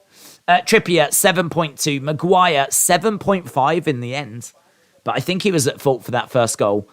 Luke Shaw, 7. John Stones, 6.5. He was obviously at fault for the penalty.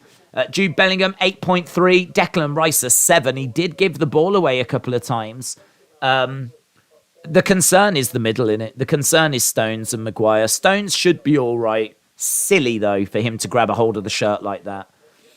Sterling, Mount, Saka, Kane, Bellingham, Trippier, Shaw. Brilliant. Brilliant. Taremi gets 2 goals. He gets 8 out of 10 as well. If we just have a look at the subs, Rashford, when he came on, was good. I'm surprised he only got a 7. I thought he looked very lively on the right. Dyer got 6.4. Rashford with a 7. Wilson, 7.1. Grealish, 7.6. Did look good. Foden, yeah, a little bit off. Didn't really do much, did he, Foden? 6.6. Best part today is we occupied. Sean Ross Up will drop a big news story and we'll miss it. Best part is we're occupied. Sean will drop a big story and we will miss it. Is he dropping a big story? I haven't heard of anything. Jude, man of the match all day long, said Dortnight. Majido said at least Iran scored 2. That's 2 more than the hosts. That's true. I do wish Tomori was in the squad, said Dortnight. Yes. Where's Drew and Tyson to sing along? Here's Saka. 2 goals in your first World Cup game. And Saka said he can't describe the feeling. He's proud. And we got the win. It's a very special day.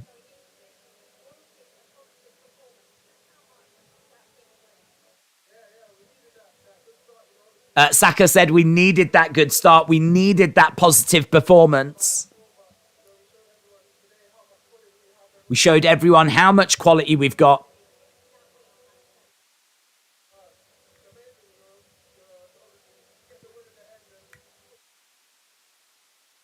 We know that we're going to need to be consistent, says Saka.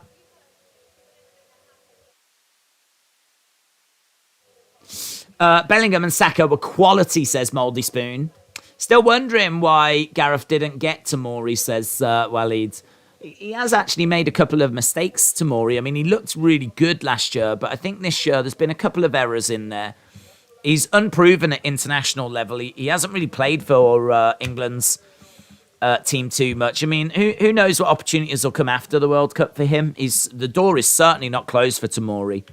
But I think Southgate looked at it and was like, well, I know that I've got the Stones-Maguire partnership. If I look at the Premier League, I know I've got like Ben White in there. He's looking pretty good. Dyer is good if we play a back five. And it's, I suppose at that point, like then, like Tomori, it becomes a little bit difficult to know how he gets in. I mean, actually, just looking at England's squads, I don't know who you would have him go in instead of. I know a lot of people would say Maguire, but you know, that would have been a big call if he hadn't have gone with Maguire, because Maguire is proven. He was in the team of the tournament for Euros 2020. That was only last year. So he's had a bad 12 months. This would have been... It's a shame he went off, because him getting some game time here and getting some game time in the legs would have been very useful. Still question marks around Maguire, there, isn't there? There is still question marks. Yeah, there was. I think the bottom line is the decision needed to be made. Do you go with Maguire? Do you go with Tomori? I think Ben White is flexible. He's been playing centre back and right back. Good defender. I don't think anyone questions Ben White being included. Eric Dyer you take, because if you're going to play a back five, he's brilliant in that formation. He's great in a back five. So, you know, boom, you take Eric Dyer. And so then it comes down to, do you take Tomori or Maguire? And Maguire gets the nod. Right, we are done. So appreciate the support, everyone. We are going to wrap things up there. England get things off with a fantastic victory. An incredible victory. The kind of victory that people at school and people at work are just not going to believe has happened. You know, if you missed it, England winning 6-2 in their opening game, you're going to wonder what the hell's gone on. You're going to wonder what the hell has happened. It's one of those games that's an absolute treat, a pleasure, a delight to watch, and some real standout performances in there. So England are at the World Cup. They've arrived at the World Cup. They've put in a performance in their first game, which hopefully will install that confidence. And the spotlight goes over to Senegal and Netherlands now. So we're going to go away. I'm going to get a coffee. I'll be back in 10 minutes. 10 minutes. The stream is already set up. So we will be back for Senegal versus Netherlands. Thanks for watching, guys. Appreciate it. I'll see you for Senegal, Netherlands in 10 minutes' time.